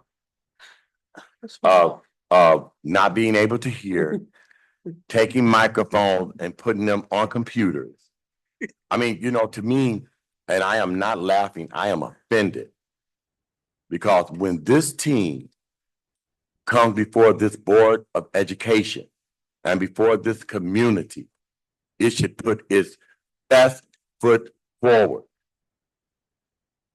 Every time there's something to be done with technology, it's a problem. And I want this to be on the record. I don't know who the person is and who these people are, but I don't like it. I think it's disrespectful and it's very unprofessional. Thank you. We're gonna go to trustee Rockett Martin. Yes, I am so happy to hear this. I believe back in the day, it's been a while, but we used to do something like this in Benton Harbor. It's been a while. But I can remember what we told our kids so that it didn't seem like we were just handing them money. We say, you have a job. Your parents have a job. You have a job. You can't work outside your home right now. So your job is to go to school and to do your work and to put in the time that you need to put in. And so I think if you kind of style it even that way, you're coming to school, but it's your job. And in the end, this job will help you to get a better job, you know, so that you can have a career and be able to buy and do what you want to do with your life. So it's not play, it's not free money. It's money that you are working to earn, and you're earning it by going to school, doing the things that you need to do. You know, you're not going to play, you're going to do your classroom work You're going to respect your teacher. All of that is part of the qualifications for your job. And so I think if you even kind of style it that way for them, they'll understand that. All right, trustee Gavin, treasurer Gavin. President Robinson, is there a deadline for opting in? Yes, it's Thursday. It's this Thursday. This Thursday? So when we've been talking about this for a while, and so when Mr. Sanders, our new principal at Benton Harbor High School, originally we didn't have even the opt-in or opt-out, but he wanted to make sure we had that because he said he wanted to make sure parents knew where this funding was coming from and they were aware. He said because he didn't want a parent to say the child is have the funding and doing something else, but he wanted to make sure they knew. So the date is Thursday for the opt-in. I do know that we will be having some conversations this week around that date to see, maybe they can still possibly opt in later. But I wanted to make sure I had our Benton Harbor High School team on board. And if we were making any pivoted decisions around that, they were aware and supported, being that a lot of that is at their building as well. Thank you. And what measures did we go through to make sure that every single student is aware of this? Oh, great. So Mr. Sanders had a town hall with all of his students. All the students? Yes. And I'm hoping that something went out to them via email or like through their classes too, in case they were absent for the town hall. I do know that he's continually still doing that now at his building. That is what he stated. Okay, and then also you mentioned, just for clarity, if a student is suspended, that would be considered an absence, so they would not get credit for that week. Correct. Right, okay, so what's coming up for me is, one, I'm in agreement with my colleagues that this is an opportunity to reward positive behavior. And too often our children have seen students who've gotten in trouble get all this attention and things of that nature. This is an opportunity to incentivize positive behavior. It indirectly lets them know that, hey, you need to be behaving, be respectful, and be in class, because it is attached to behavior as well. And like Secretary Triplett said, this is an opportunity. There's so many teachable moments. I can see students learning budgeting. I can see them being able to better contribute to their household. I can see them taking what they're learning in school and being able to apply that better because they're present and they're not missing days. And they're learning those soft skills of actually showing up, being on time. And so we used to have a lot of school to work programs. We don't have as many as we used to. So this is an opportunity to reward that learning and reward that effort. They're in schools a lot of times 6 and 7 classes a day. That's real work.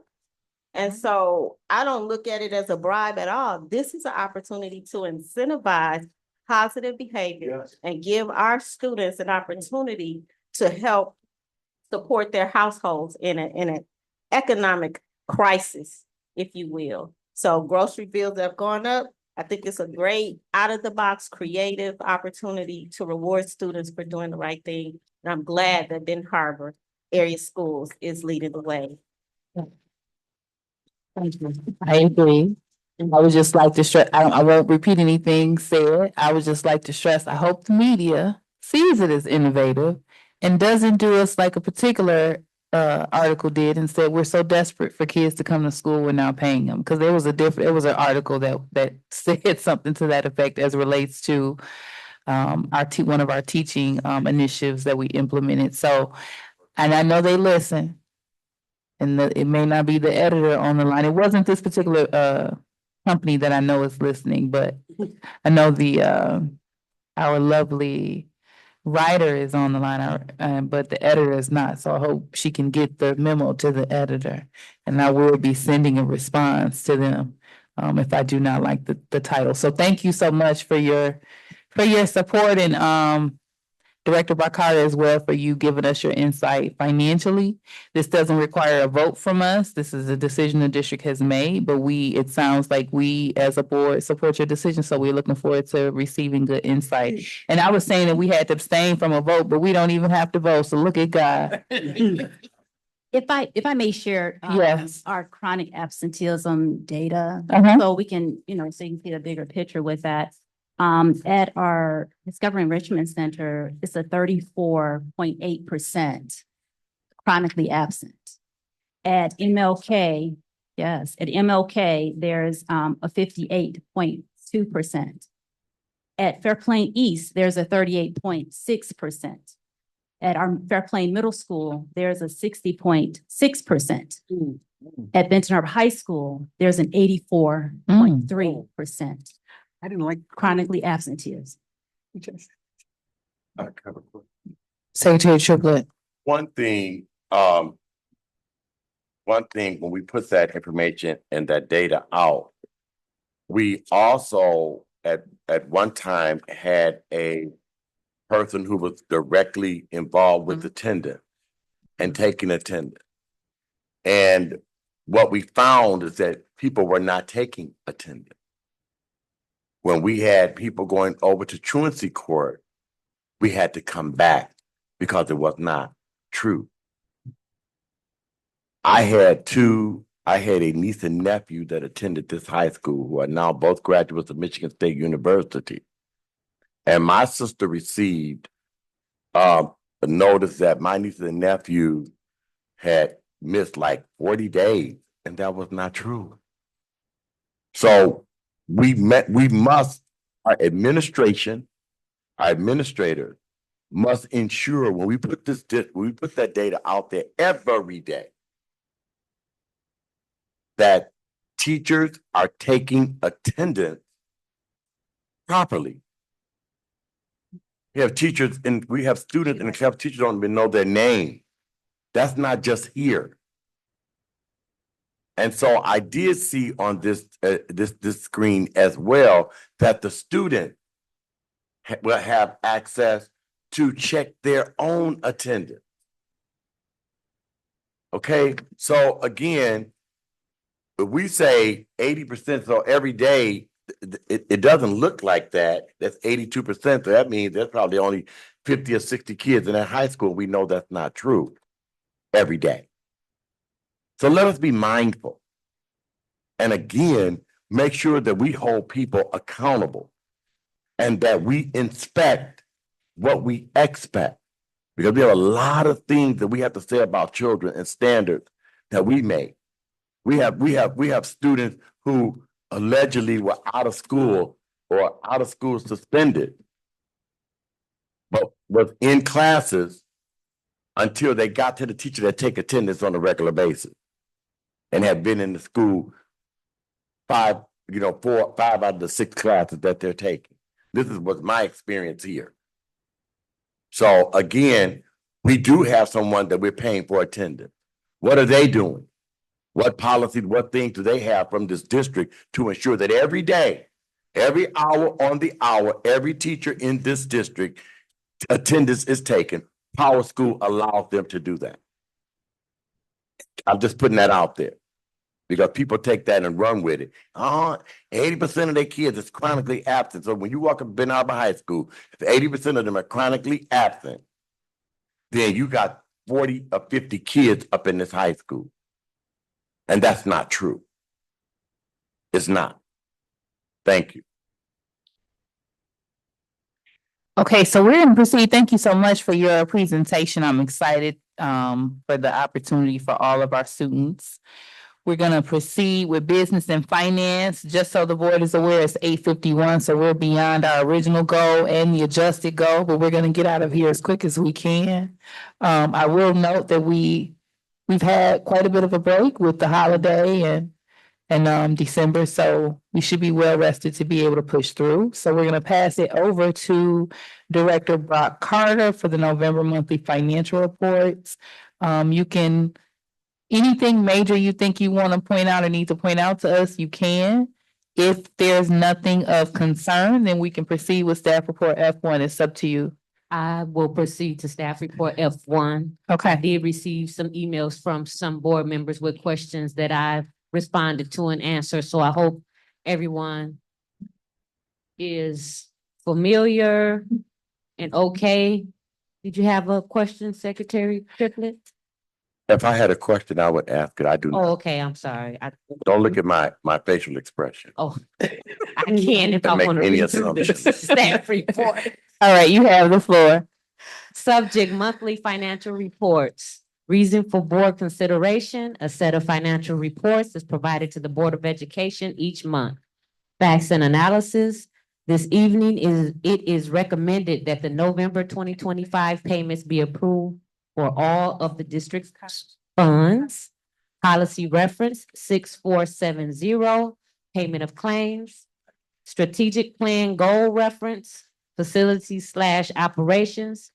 Benton Harbor area schools will develop, implement, and evaluate a physically responsible plan that will ensure physical and psychological safety. Excuse me, Mr. Triplett just walked past and cracked me up.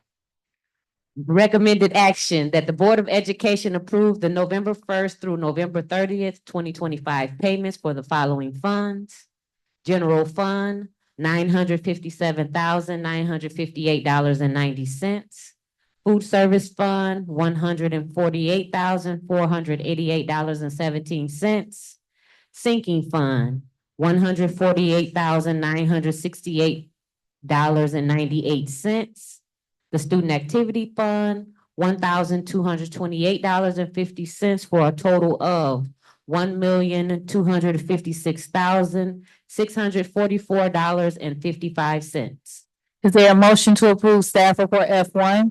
Make a motion to approve staff report to F1. Is there, this motion has been made by trustee Bradley and supported by VP Bowens. Any additional questions, comments, or concerns from the board? Hearing none, Ms. Singer, I would ask in Secretary Triplett's absence, can you please call the roll for the vote? President Robinson, Yes. Vice President Bowens, Yes. Treasurer Gavin, Yes. Trustee Rocket Martin, Yes. Trustee Bradley, Yes. Trustee Doyle. Yes. Motion carried. All right, up next, we have the Facilities Department. They have a very brief update, and then they have 3 staff reports that they'll be presenting. Director Bullock. Good evening, Board of Education. Just a quick update. December 10th, we had some issues with Fairplain East roof where it had blew off, but we did a temporary repair and sent out an RFP to get that roof replaced. The band area roof at the high school here has been completed. The PAC roof has been completed. And the demolition update is that we sent out RFPs and we got the quotes back for those, which are in the staff report to be voted on tonight. The master facility plan, we did an RFP for that, but we only got one back, so we're gonna reissue a new RFP for that. What was the RFP for, the last bit?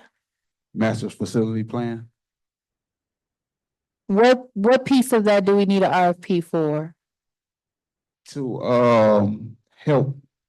What we do is it'll help facilitate what we need. It was sent out different data to what we want to do with the old buildings and do different things like that. I thought they were. So we had, I guess my confusion was that is we had a company that we were working with that has been walking us through the master's facility plan. I think it was C2AE and another entity, two entities working collaboratively. We've approved them to do that. So is this a third component or? To my understanding, that was just for the boilers. So I'll follow up with you on that offline. So we have actually, and I apologize that I cannot think of the name. There's so many entities that we work with. But we actually have a company that has worked with us. They've done the surveys. They've done community input opportunities. They've presented to the board. So we actually have a company that we approved in was it the end of 24 or 23 or 24 to do this work?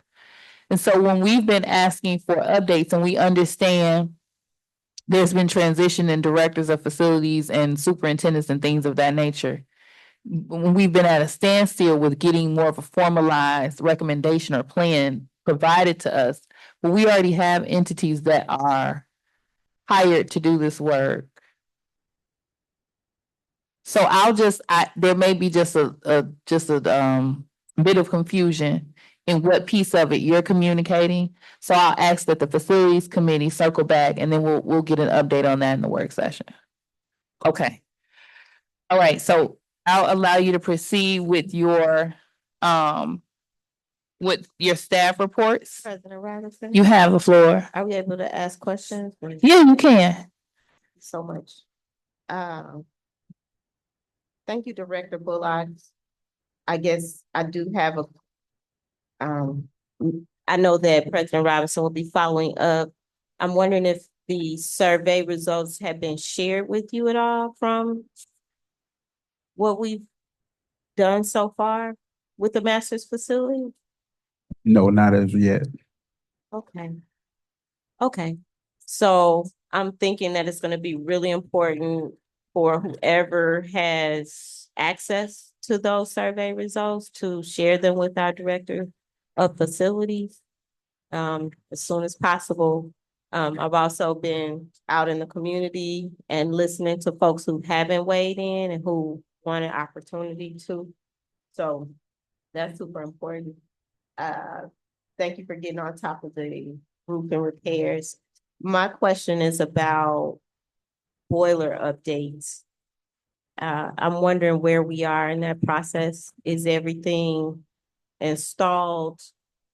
Have we had to make any types of adjustments or repairs, or have we needed the company to come back in for anything? Where are we in regards to the heating in the buildings? Not just the high school of Fairplain East, but also the other buildings as well. So the boiler has been completed here at the high school. East have already been completed as well. So we just gotta work on phase 2 with adding different controllers to the different parts of the high school that needs it. So that's what we're working on now, just coming up with a game plan for that. Okay, and has a solution been implemented to ensure that each of the classrooms are warm? I guess what I'm wanting to know for sure is whether or not there are certain classrooms that don't have heating. All classrooms have heat. Okay, thank you. That's what I wanted to know. I've gotten mixed information in the World Wide Web, so I wanted to hear straight from you that all of the classrooms have heat. Yep, if something usually happens, we usually attack the problem right away. Okay, thank you. And I'm not sure if this, if you were in this position or if this is a conversation we've had in the past. My concern is that students oftentimes may be privy to an issue before anybody else. Maybe a bathroom stall is not working or, something like that. Like maybe the teachers aren't using that bathroom. They have their own restrooms, but a student may want to report a problem going on in the building as they are the ones most directly impacted. What is the process for students to be able to report facilities issues so that they can submit some type of help desk ticket to get things repaired? They should be able to go to the main office and talk with the secretary of each building, and they create a maintenance ticket. And we usually close out our maintenance ticket within 48 hours. Okay, I appreciate that. And is there a way for students to be informed about that process? I think they don't know their power. I think they don't know that they can do anything about it. So maybe they can tell their teacher, or either it can be discussed in a meeting they have with each class or something I like mean, that. my question is from the top down. How can we inform the students of the process that you just outlined? You follow what I'm saying? Like, how would they know that they could go to the main office?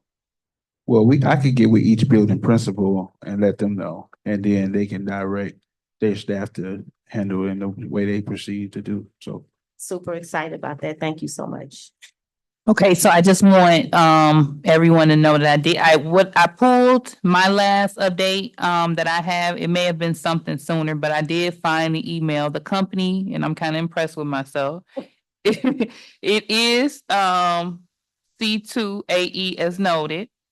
And so what I forwarded you was the last timeline that I received regarding finalizing the master's facilities plan. And so I've sent that to you and Dr. Griffin. I would also suggest touching base with former Director Dash to see if there's any legwork that took place since this email was sent, because this is just the first thing I have. So you've been sent that, and you should be able to reach the company because his name and contact information, the project manager and architect, his contact information is in the signature. Thank you.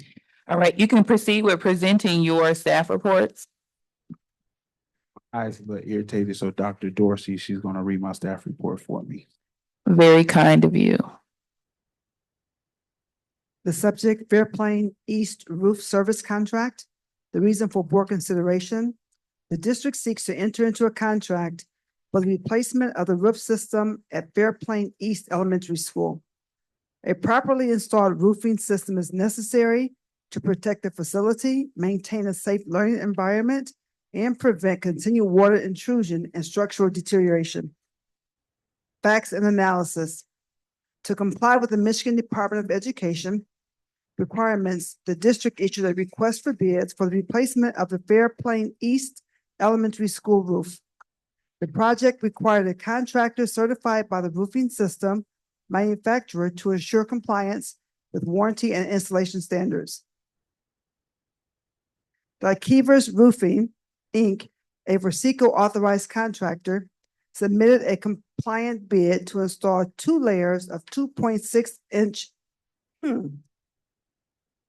poly insulation and a fully adhered 60 mil Versico TPO seam shield roofing system, including Versico drip edge metals to provide a 20-year edge-to-edge warranty. The total cost of the project is $117,444, which includes all labor, materials, permits, equipment, supervision, and manufacturer warranty. The work is projected to be completed in 5 working days, and pricing is valid through June 1st, 2026. The policy reference is 6320 purchasing. The funding source is a sinking fund.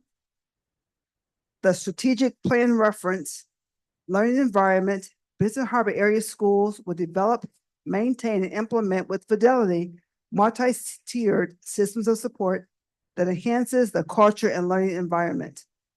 Recommended action that the Board of Education votes to award the Fairplain East Elementary School roof replacement contract to Kevers Roofing in the amount of $117,444. All right, is there a motion to approve staff report FAC 1? Make a motion to approve staff report to FAC 1. Is there a second or support? Second. The motion has been made by Bradley and supported by trustee Rocket Martin. Any questions, comments, or concerns? I do have a question. You have the floor. Director Bullocks, when will the work start on the roof? As soon as possible. Okay, so are they gonna work through the winter time and all that? Yes, they Oh. just finished 2 other roofs, so band and a PAC too, so they Oh, work through the winter. okay. Hey, I'm good with that. Any other questions? All right, hearing none, Ms. Singer, in the absence of Secretary Triplett, I think you probably caught that they stepped out briefly. Can you call the roll for us? President Robinson, Yes. Treasurer Gavin, Yes. Trustee Rocket Martin, Yes. Trustee Bradley, Yes.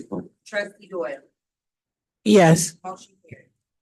All right, so up next is the Bar School Demolition Service Contract. As mentioned earlier, this was an update that was placed on the agenda very recently.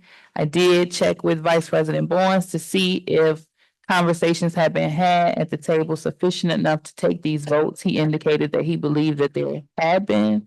I know that we have two trustees that temporarily stepped out. So if there's no opposition from the board, I'm assuming we want to proceed with these staff reports. I just want to make sure everyone's comfortable. Okay. Will you be reading staff report, this one for me, or would you like me to? It's up to you guys.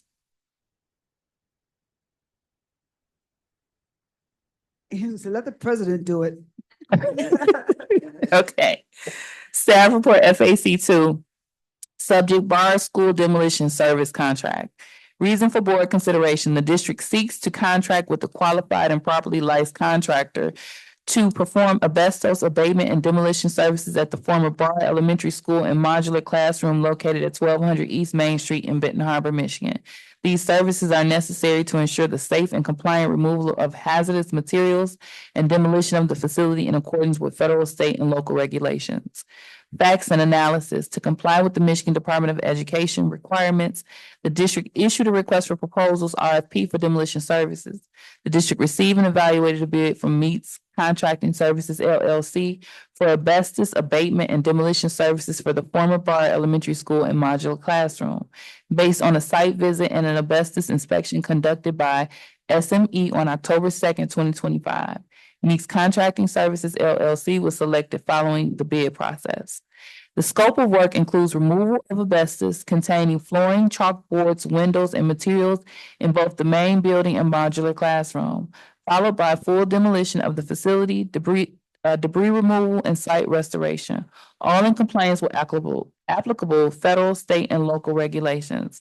The total cost for the project is $298,000, consisting of $68,000 for asbestos abatement and $230,000 for demolition services.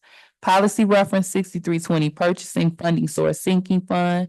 Strategic plan reference, learning environment. Benton Harbor area schools will develop, maintain, and implement with fidelity multi-tier system of support that enhances the culture and learning environment. Recommended action that the Board of Education votes to award the Bar School asbestos abatement and demolition contract to Meeks Contracting Services LLC in the total amount of $298,000.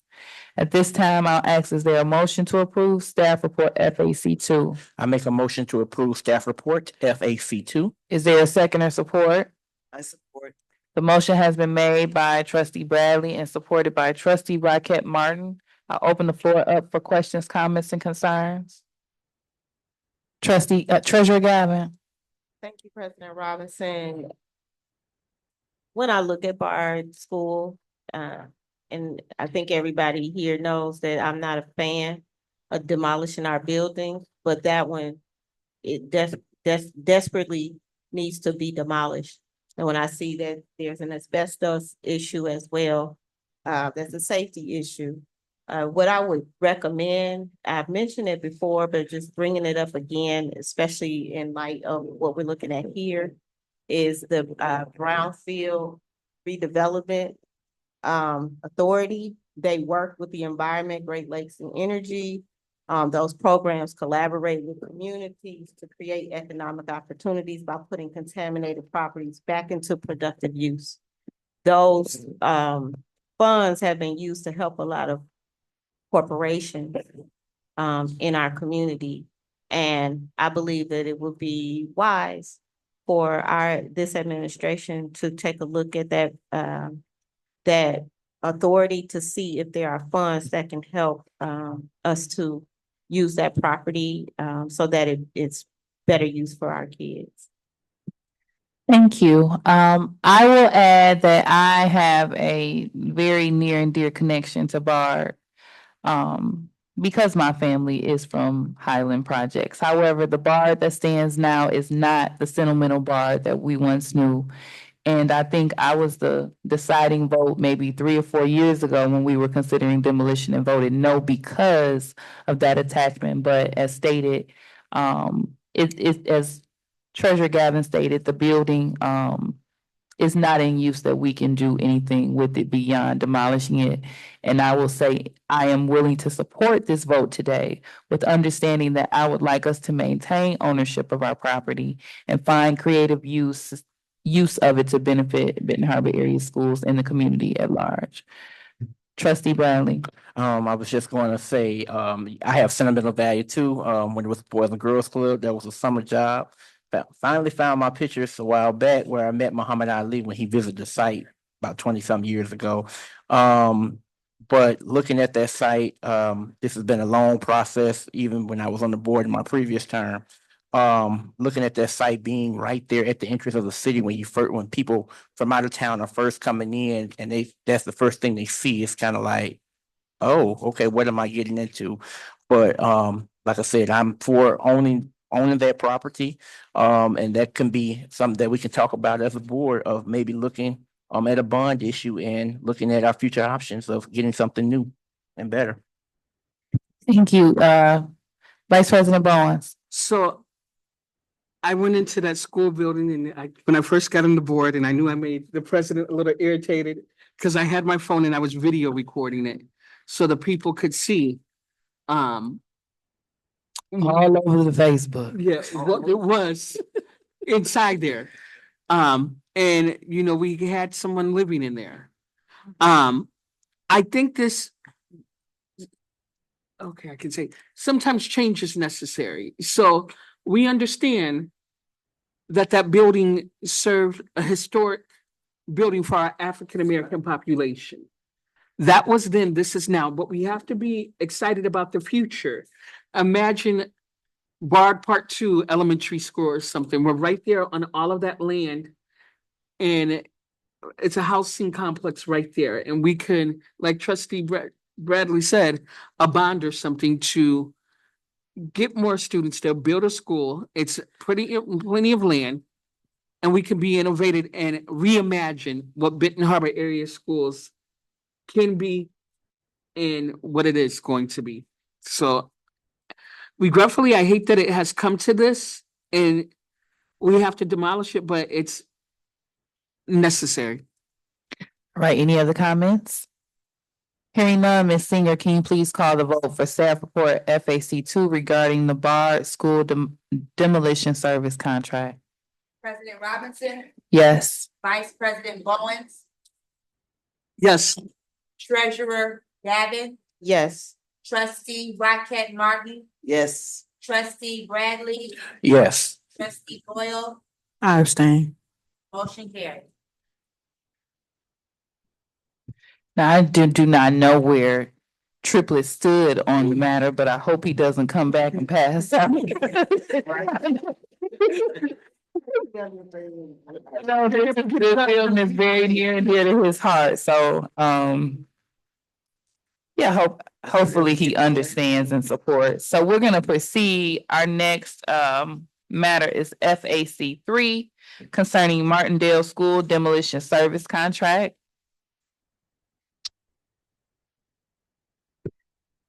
All right, reason for board consideration, the district seeks to contract with a qualified and properly licensed contractor to perform asbestos abatement and demolition services at the former Martindale School located in Benton Harbor, Michigan. These services are necessary to ensure the safe and compliant removal of hazardous material and demolition of the facility in accordance with all federal, state, and local regulations.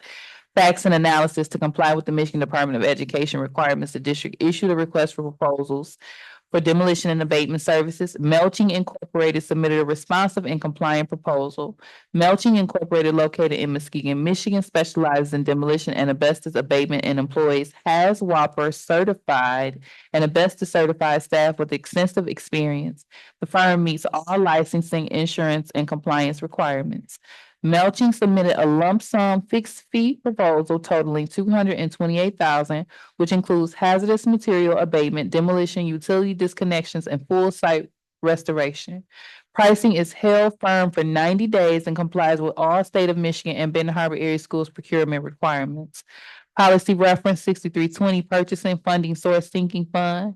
Strategic plan reference learning environment. Benton Harbor area schools will develop, maintain, and implement with fidelity multi-tiered system of support that enhances the culture and learning environment. Recommended action that the Board of Education approve awarding the Martindale School demolition and abatement contract to Melching Incorporated in the total of $228,000. Is there a motion to approve staff report FAC 3? I make a motion to approve staff report FAC 3. Is there a second or support? I support. The motion has been made by Bradley and supported by Rocket Martin. Any questions, comments, or concerns? I have, Treasurer Gavin?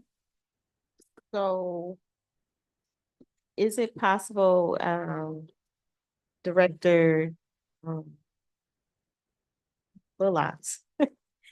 Is it possible to kind of share your opinion of the condition of Martindale and kind of what your recommendation is for that?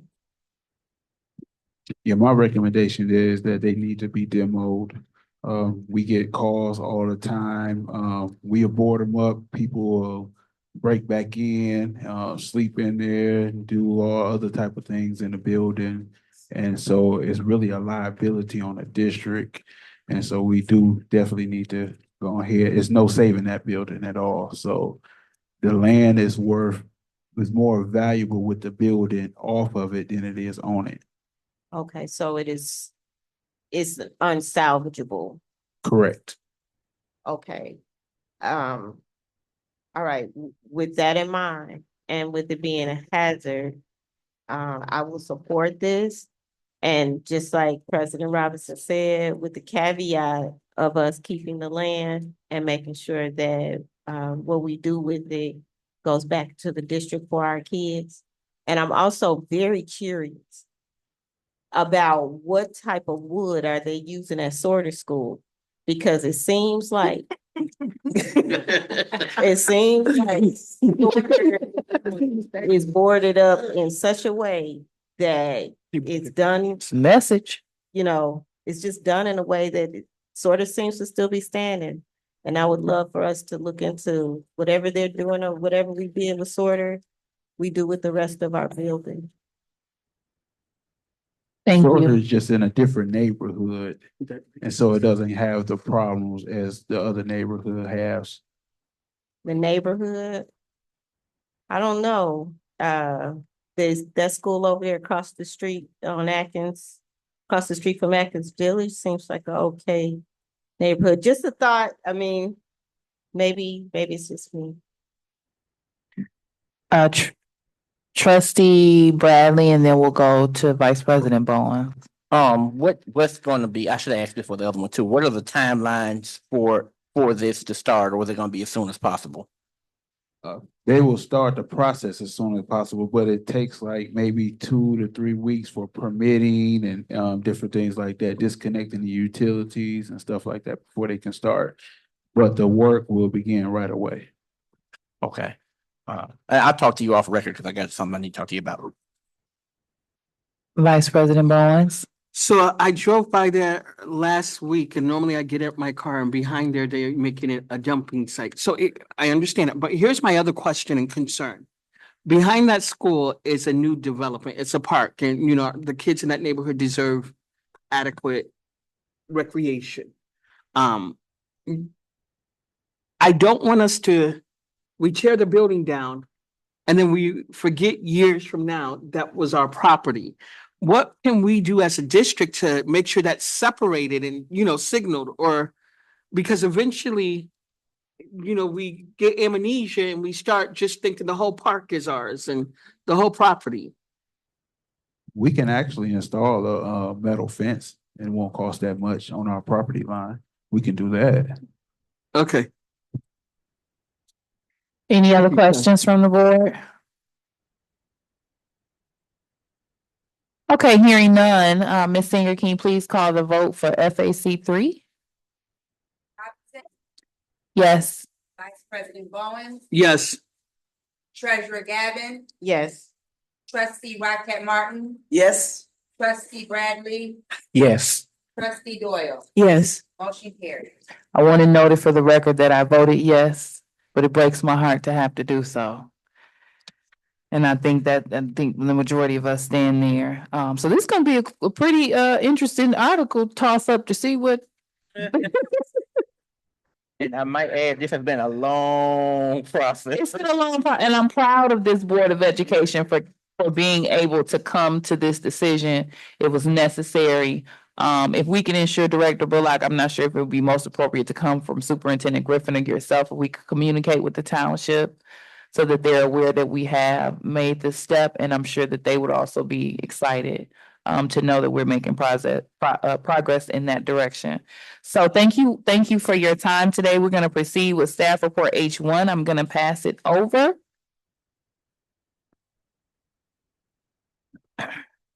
Thank you.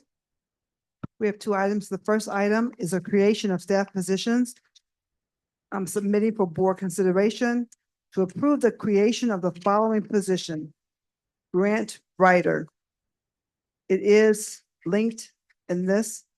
Facts and analysis. Benson Harbor area schools continues to face significant facility needs and increasing competition for external funding to support capital improvements and school-based initiatives.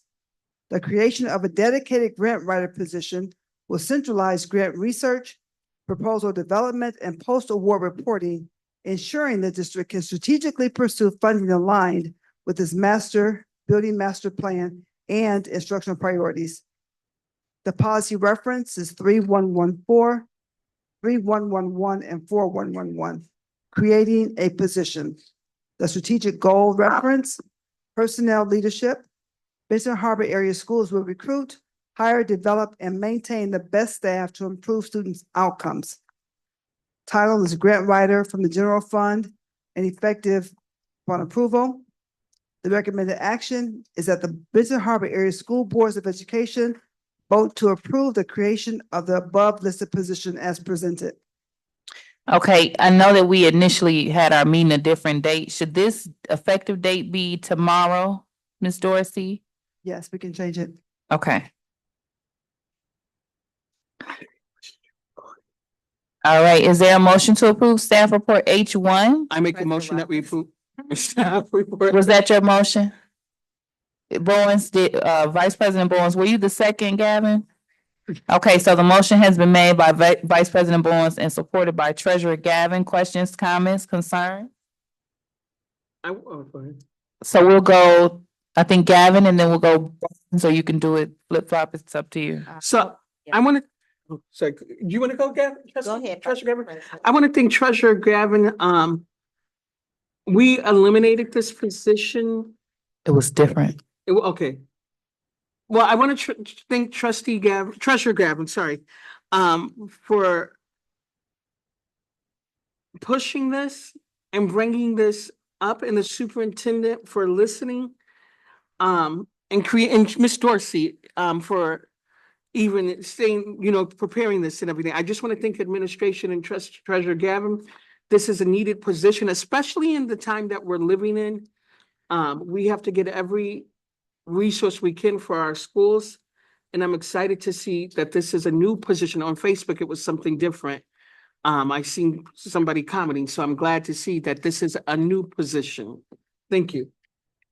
Yep, I do not believe the previous position was specific to capital projects. Is that correct? So this is specialized in capital projects specifically. Treasurer Gavin. Thank you. I want to thank you, Vice President Bowens, for this and for also bringing it back up so that it could happen. I would like some clarity around specializing in capital projects.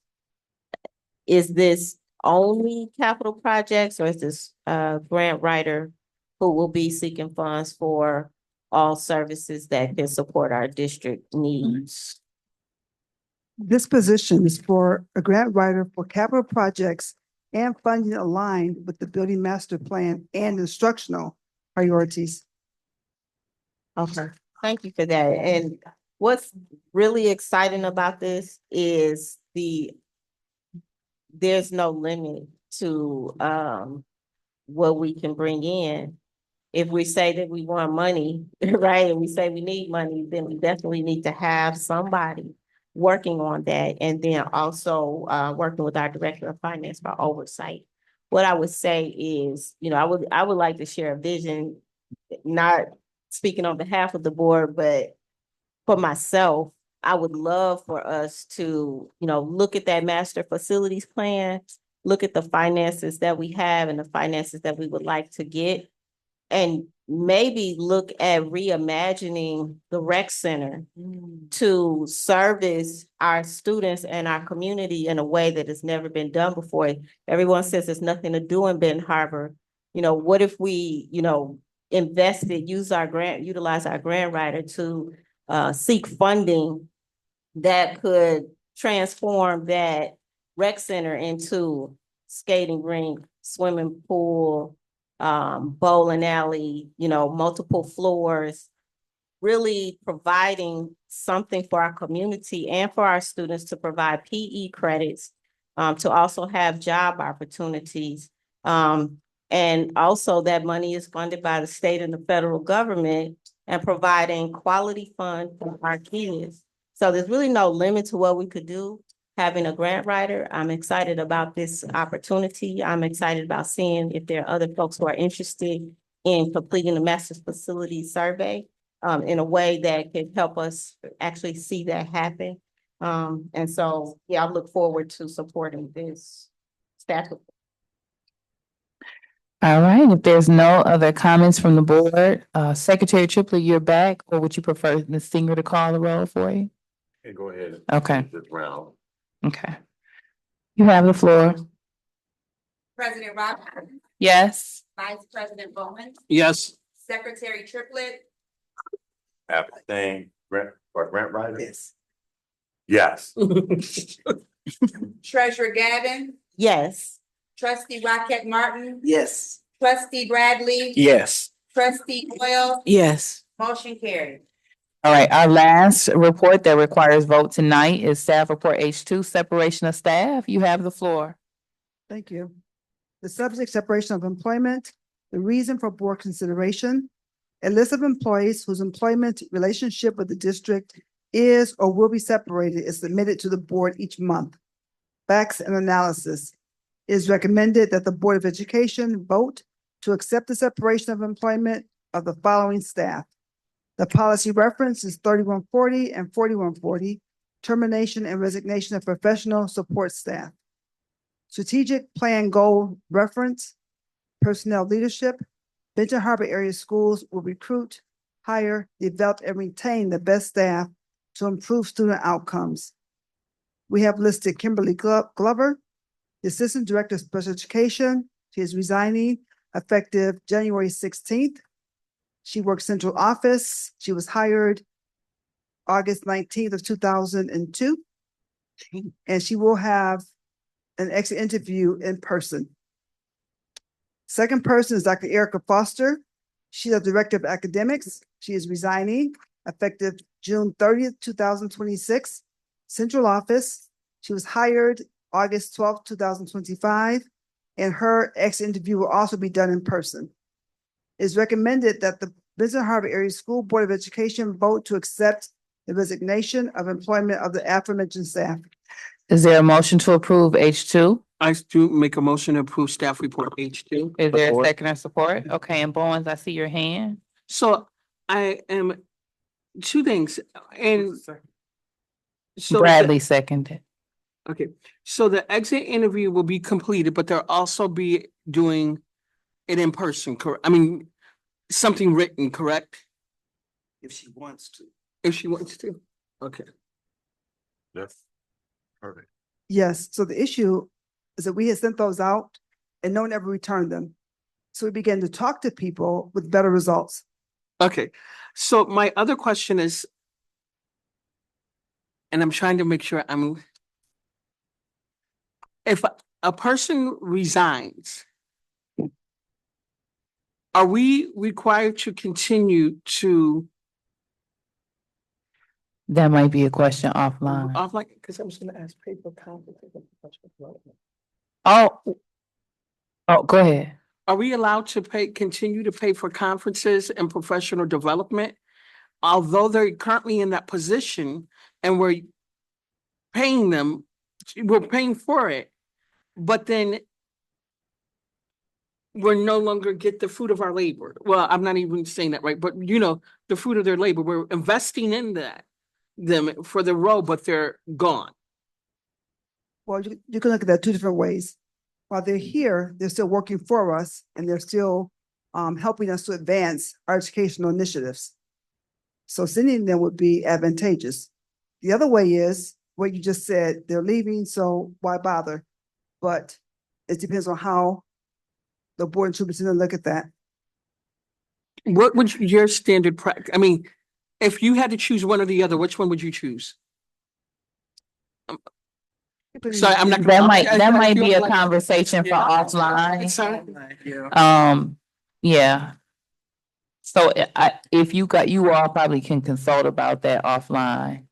I apologize. No, it was a good question though.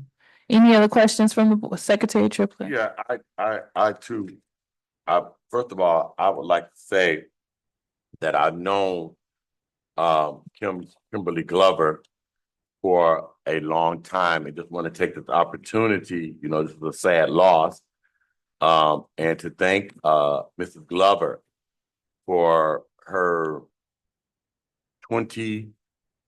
almost 24 years of service to this district. And it has not gone unnoticed.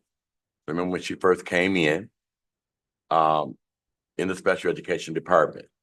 And so I just want to say, if Mrs. Glover, Kim, if you're out there, thank you so much. We're really going to miss you. And we appreciate everything that you contributed to our district on behalf of our kids. I too do, I'm looking here. For me, a resignation, the term resignation has a different tone, a different feeling.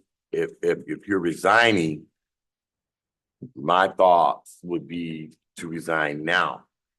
I don't know, and like I said, there's two different ways you can look at it. To have a resignation this early in the game and to remain here for the remainder of the year does not give us an opportunity to post the position, or if it does give us an opportunity to post the position, we need to be looking for someone, because that is a critical role. So I mean, you know, I said I will speak to you offline, but that is very concerning to me. I've never seen it for for somebody to resign in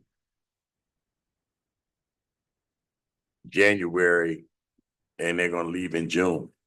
So yes. Actually, if someone knows they're leaving, it's best to do it now.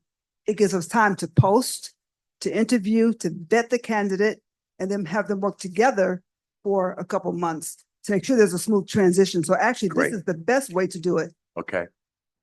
Okay, good. Yes. All right, Treasurer Gavin. Thank you, President Robinson.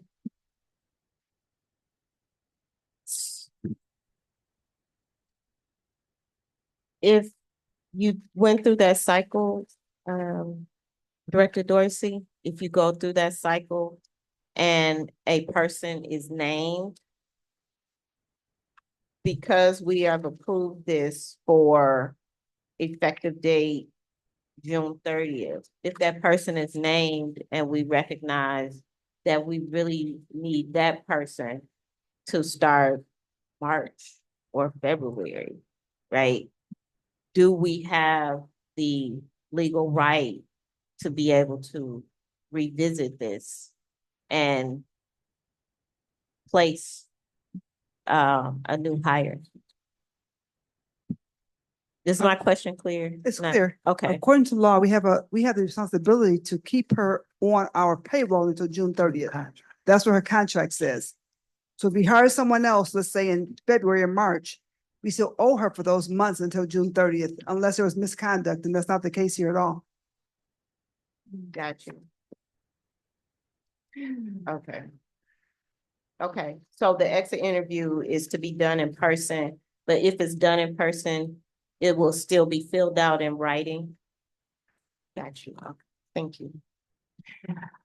All right, so at this particular time, I ask, are you ready to call the vote? You won't sing it and take us on out, okay. Secretary Tripp, On out. yeah, so you ride us on now. Can you call the vote for staff report H2? President Robinson, Yes. Vice President Bowen, Yes. Secretary Triplett. Secretary Triplett, Yes. Treasurer Gavin, Yes. Trustee Rocket Martin, Yes. Trustee Bradley, Yes. Trustee Doyle, Yes. motion carried. All right, so I have nothing for old business at this time. For new business, just a reminder, another thing, we've been doing this for so long, but just a reminder, we technically have the right to alter our committees. I don't know if there's anyone here that would like a different committee. If you all want to stay where we are, I'm perfectly fine with that, but I technically have to assign committees for this year. So if you all could just reach out to me individually and give me your thoughts on that. If there's no one that is wanting to be moved, then we can just keep things as it is. If someone wants to be moved, then I'll make adjustments accordingly. So keep that in mind. My plan is to have those assignments finalized to you all so that it can be announced at the next meeting. Anyone else have any new business? All right, up next, we have open public comment. Is there anyone present who would like to make a public comment at this time? And also, so you all are aware, you could have made a comment earlier today if you had one, but, okay.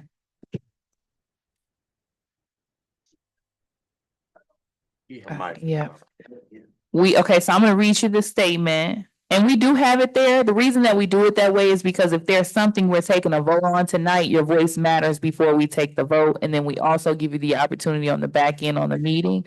However, we know that sometimes people don't have the time or the desire to stay here, so we're not completely strict on that particular title. So I'll read the public comment statement as quick as I can. The Ben Harbor Area Schools Board of Education recognizes the value of public comment on educational issues and the importance of allowing members of the public to express themselves on district matters. Today, there are 2 areas for comment on the agenda of which you may decide when to speak. Public comment on agenda items and open public comment. We request that each interested participant complete a public participation form using legible writing to ensure the responses are appropriate and properly focused. Per Ben Harbor Area Schools Bylaw 0167.3, which governs board participation at board meetings, we request that you preface your comments with your name, address, and group affiliation when appropriate. Each statement made by a participant shall be limited to a 3-minute duration, and per our bylaws, no participant may speak more than once on the same topic until any other persons have had the opportunity to speak on that topic. Participants may remove their masks when addressing the board. Participants shall direct all comments to the board and not to staff or other participants. The board will listen, take comments and questions under advisement and not respond at this time. I, as president, will refer questions to the superintendent for research and response.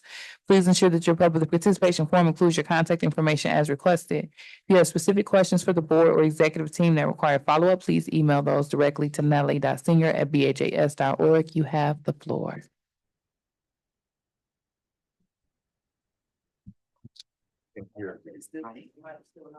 Right, push that button. Maybe you can hold it if you need to.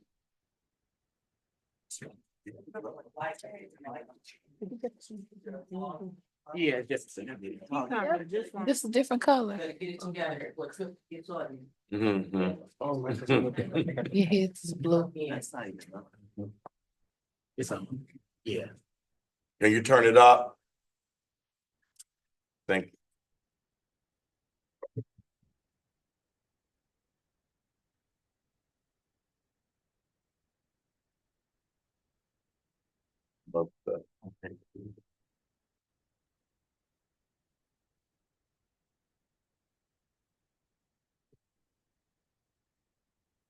Typing, he touching something else.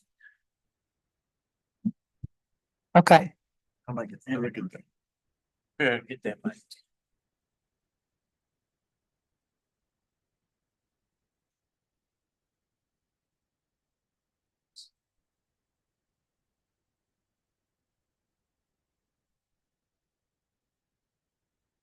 I'm gonna be praying for you, brother. Good evening.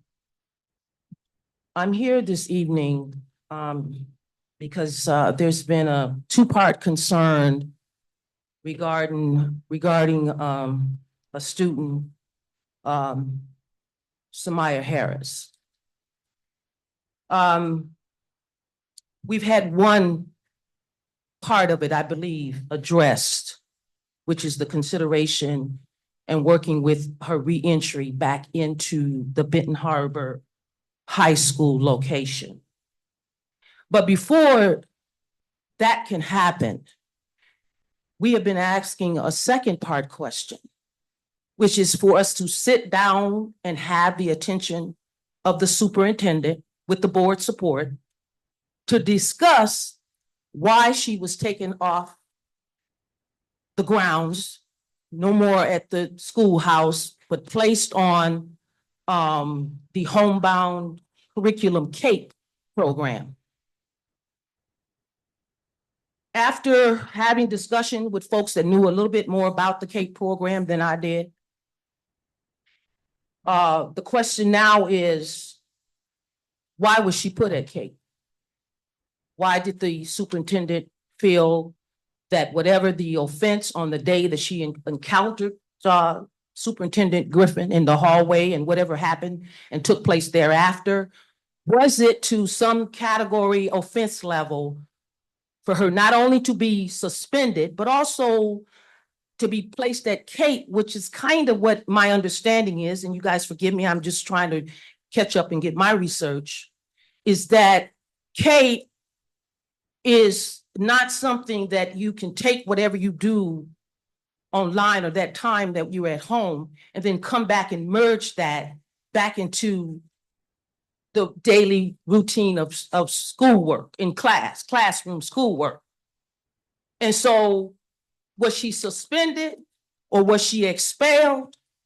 Because they tell me usually folks that's young people, unfortunately, students that are expelled usually end up with this CAPE homebound online curriculum.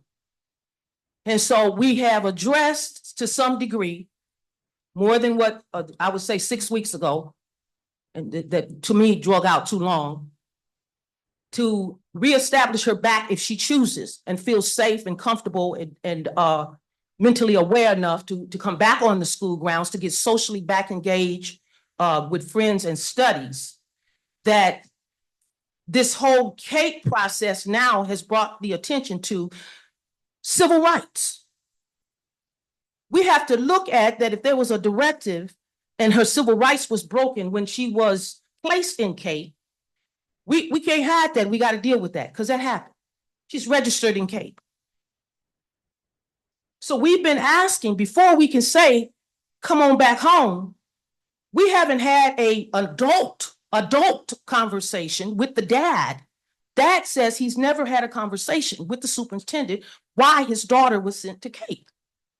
It's fair. It's a simple, really question. And this should not take Auntie having to dig into her pockets to pay for consultations with lawyers, because I ain't playing. Not when it comes to a life. I'm fighting for her life right now. And so if I can't get this question answered, and we pulled the school records, we got copies of that, and we went through, y'all know we got an advocate. She helped us try to read and dissect. And there's nothing in the record showing any detail level of why she was dismissed, other than she left the classroom, went out into the hallway. And I need to know if that's what's happening to every student, is that they end up in CAPE because they go out in the hallway. Right. I ain't gonna be long. I waited on y'all patiently. So what level of offense is the question that was committed that day when she had that encounter with the superintendent? And what made the decision-making factor for her to end up registered online at CAPE? We need to know that. When you talk about supporting families here in Benton Harbor, you guys are very much aware that most families don't have enough money to go and hire an attorney now to take this even further than what AT then took it to dig deeper now for a lawyer to come and ask y'all a question that we've asked you in 5 different ways? You shouldn't want her to come and walk these floors and not know why she left and not have understanding of that. It might be a difficult question. It may involve, some uncomfortable what happened that day. I get it. But how are we gonna not deal with it? And if her civil rights was interfered with, it ain't just me that shouldn't be playing.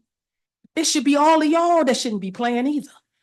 Y'all say y'all want stuff done right, you want it done in order, that you want to hold accountable. Don't just wait until you say it's okay to hold somebody accountable. If something didn't happen and it's being brought to your attention, that's a good time to see if accountability should be happening there too. I don't know nothing else to do, y'all. This is it. And I really prefer not to go broke trying to help my niece and my nephew through this. But I will. And that ain't no threat. That's just how life is sometimes. So I'm asking you all to please, does this warrant a conversation with the superintendent that was present that day and made that decision? And was it the right decision to make? And was Samaya's civil rights to attend a public school violated? And y'all already know, I can't help myself. People tell me to get up there, be firm, be mean, all that stuff. I love you too much. I can't help ending it with that. I still love you. Thank you. Thank you. In the absence of our superintendent, I don't have any notes or updates or comments that she provided specifically to be read this evening, so we will proceed with our board member. Oh, I'm sorry. Any other comments from the public? Okay, my apologies. It's 9:49. I'm got my kids text. I know it's time to go home. Mine is real quick. The December board meetings were removed from YouTube, and I just wondered why, or if they could be put back on there. There was 2 board meetings in December, and both of them have been removed. I don't think we had a form for this. I'll check into that. Thank you so much. That's it. Do we have a form? We can't technically answer right now. And I just did, but. Okay. Any other public comment? Open public comment? Okay. We're gonna proceed with board member announcements and comments. We're gonna start with trustee Bradley today. Good evening. I'm gonna be real brief. Just want to say Happy New Year to everyone. Glad to see everyone. Looking forward to great things in the upcoming year. Thankful to our Student Support Service Department for innovative thinking. I look forward to seeing the progress in their program. And as we sit here and we talk about the master facilities plan and the other things, it's really time that we start really taking an innovative look at how do we move forward in the future. So I'm looking forward to that and possibly trying to get a bond passed. If every other district around here is getting a bond passed, I think it's time that we look into one and let the community know why it's important. That's all I have. Thank you. Up next, we have trustee Doyle. I would just like to thank everybody for coming on and thank everybody for watching. I definitely like to give Ms. Nichols a big shout out for that initiative, the attendance initiative. Also, a big shout out to our boys basketball team. They're 10-0. As well as a shout out to the girls. They have been working really hard, and you can see the improvement in their game. I'm proud of them. Big shout out. So I need to remind us that the foundation that we are working with, the educational system, this system was created to make workers, not thinkers, not creators, not problem solvers. And I say that because we have to think outside of the box for our community. Our kids need us to do that. And if we don't, we will continue on the same path that we were previous on with this low literacy level. I think we really need to work on phonics and really get these kids, do a real push for that, because that's the foundation of everything. If you can't read, you can't comprehend. So that's what I like to say. You guys have a wonderful evening on purpose. Thank you. Michael Martin. Happy New Year to everybody. You know what? I'm looking forward to working with our district and just seeing the growth that I know we're going to be showing and doing. I can't wait for that grant writer because you know what? I am a math and science person, and I know that there are just so many opportunities that our kids can have in those fields while they're in high school and to get new facilities for our high school science labs and those kinds of things. I look forward to that for sure. Also, I don't know if Trustee Bradley mentioned our class, MASB. Did he say something? Oh, he did, yeah. So we are, February is the Winter Institute, I believe.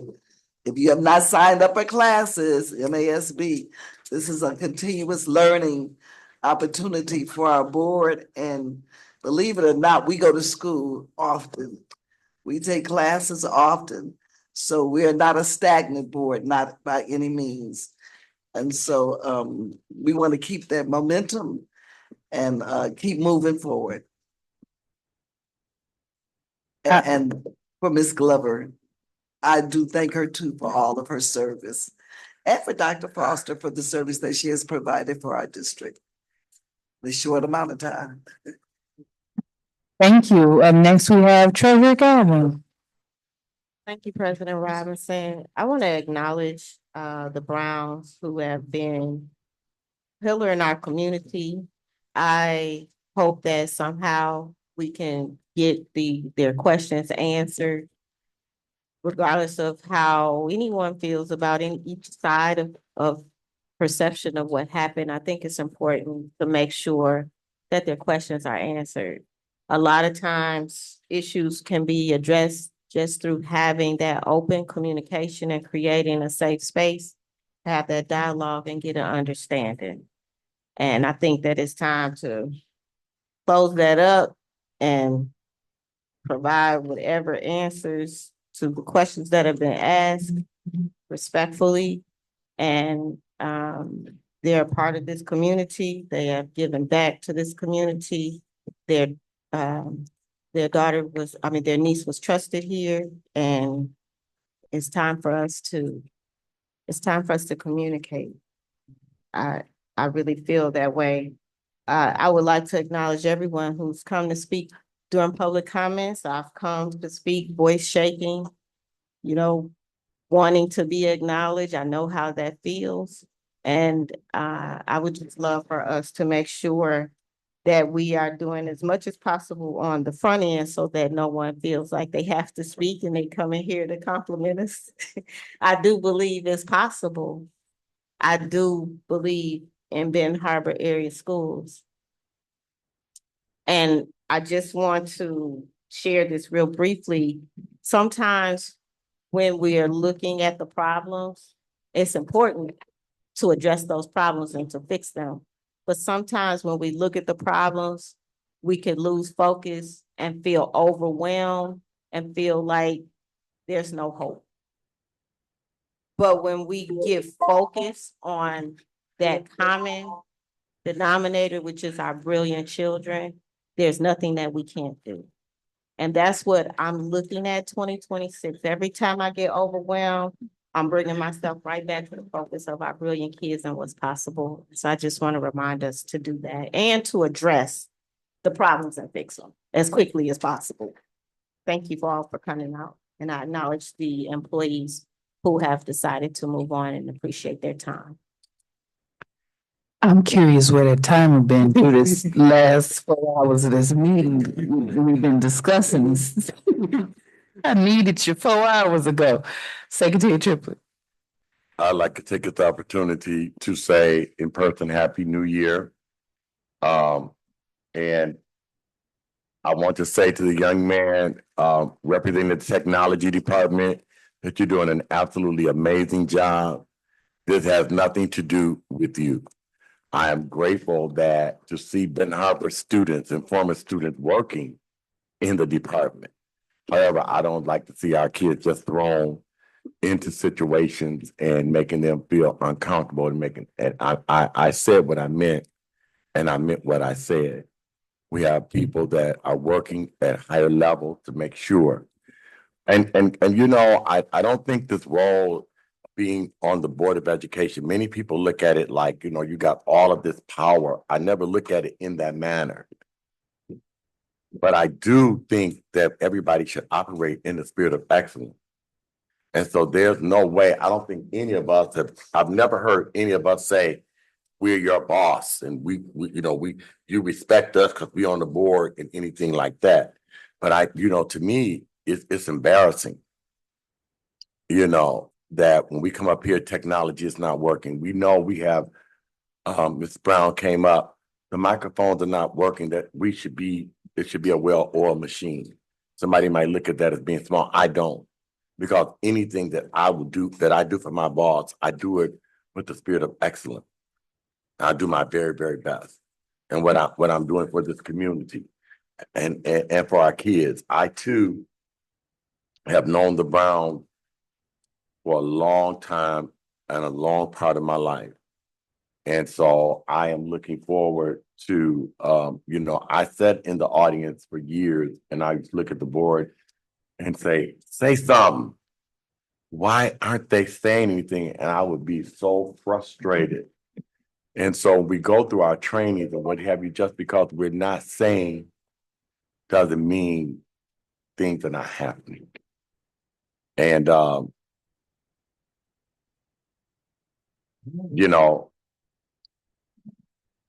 kids deserve the best. Absolutely. They do. This has been my life work. And so, again, we're working. And we just cannot respond, our law, we cannot just respond and answer questions and things from public comment.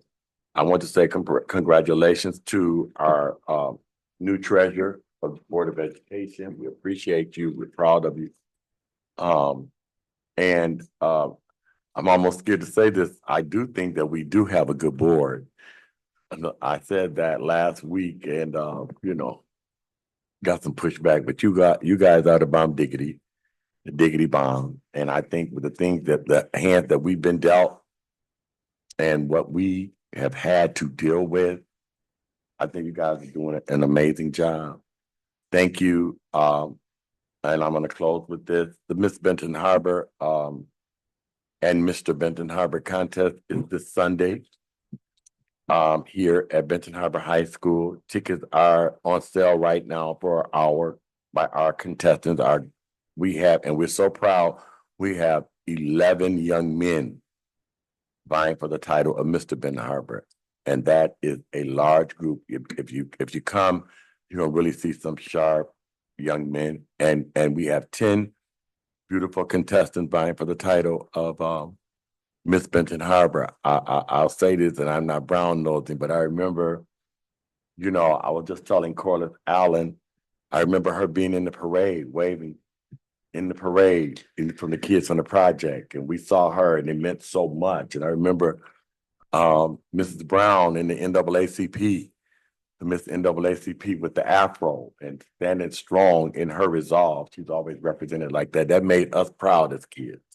So, this is a very, very, very important program in our community. So if you want, get tickets, the tickets will go on sale to the public Thursday evening, Friday, and you'll be able to get tickets. And thank you again. And congratulations, Madam President and Brother Vice President, on your re-election to your positions. And thank you all for voting for me to remain as your secretary. I appreciate it. Vice President Owens. Happy New Year. Before we go any further, I'm going to ask if we can do a moment of silence. One of our former board presidents passed away last gosh, it feels awkward saying last year, Eileen Smith. She was on the board for 2 terms. She played a major role in our district. So if we can give her a moment of silence, please.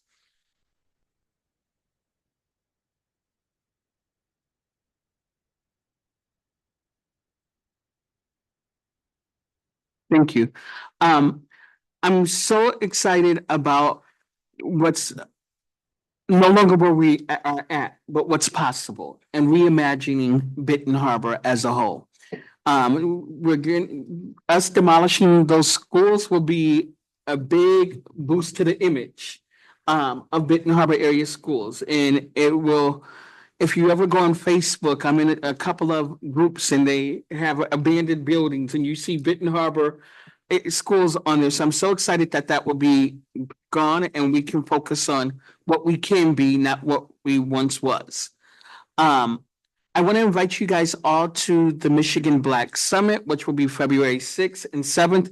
Our very own superintendent will be presenting, the theme is a fierce urgency of now.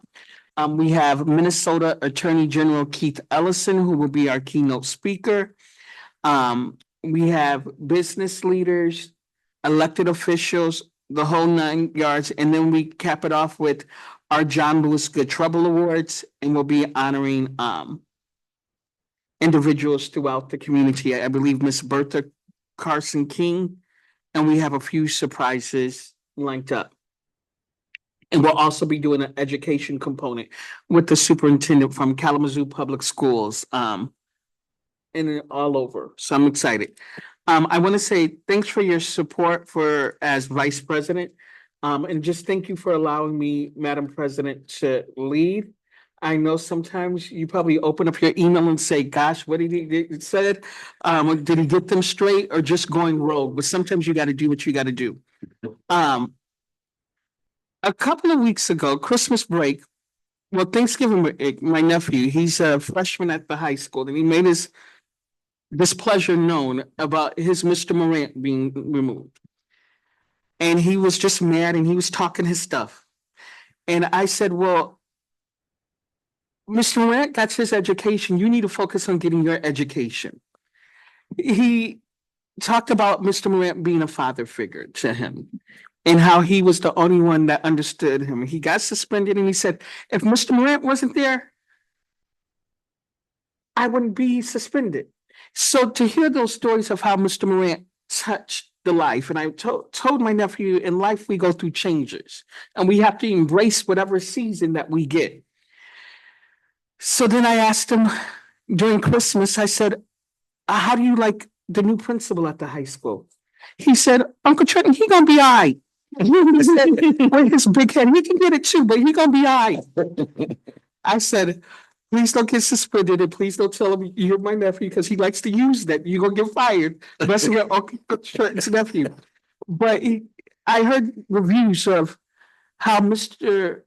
Sanders got on the school bus from the high school and went to Blossom Burying Homes and got some understanding.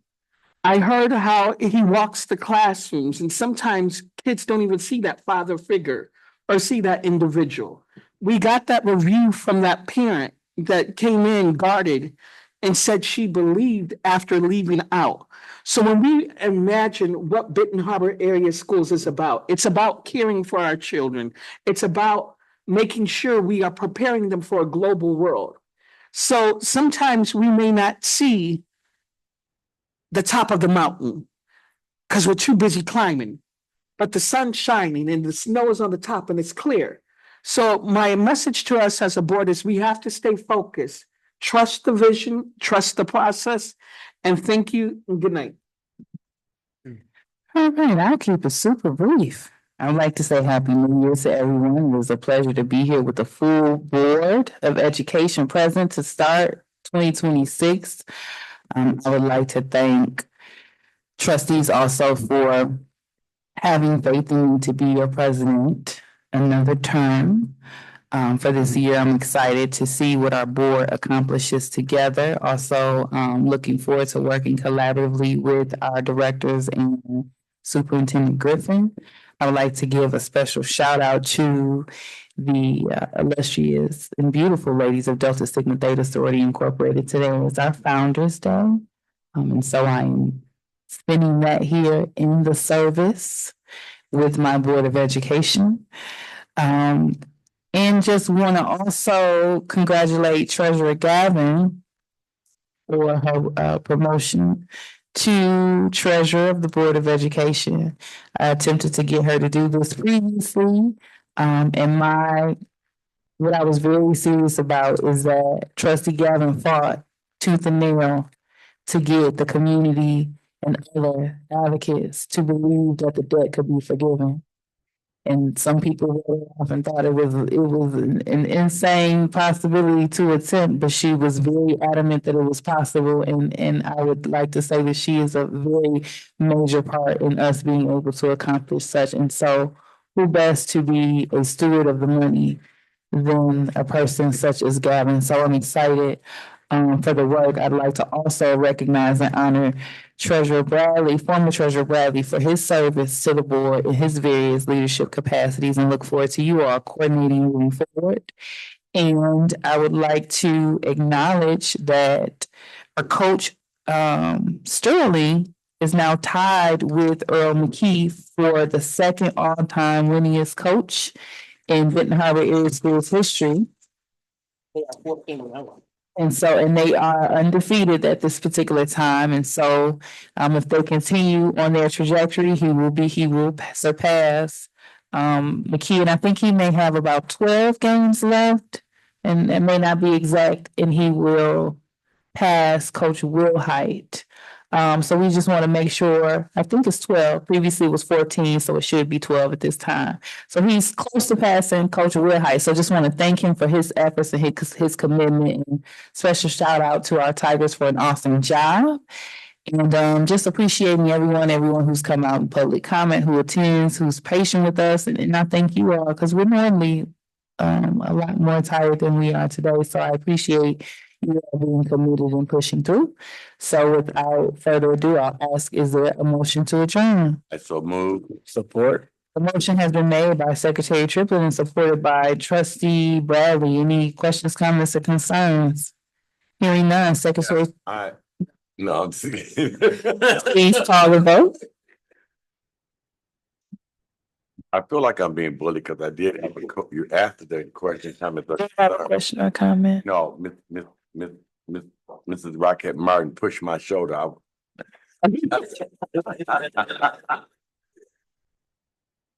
President Robinson, Yes.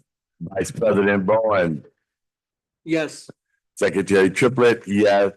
Treasurer Gavin, Yes. Trustee Rocket Martin, Trustee Bradley. Yes. Trustee Doyle. No, yes. Motion carried, Madam. Is adjourned as of 10:10 PM. Have a great evening. How do we get 2 hours?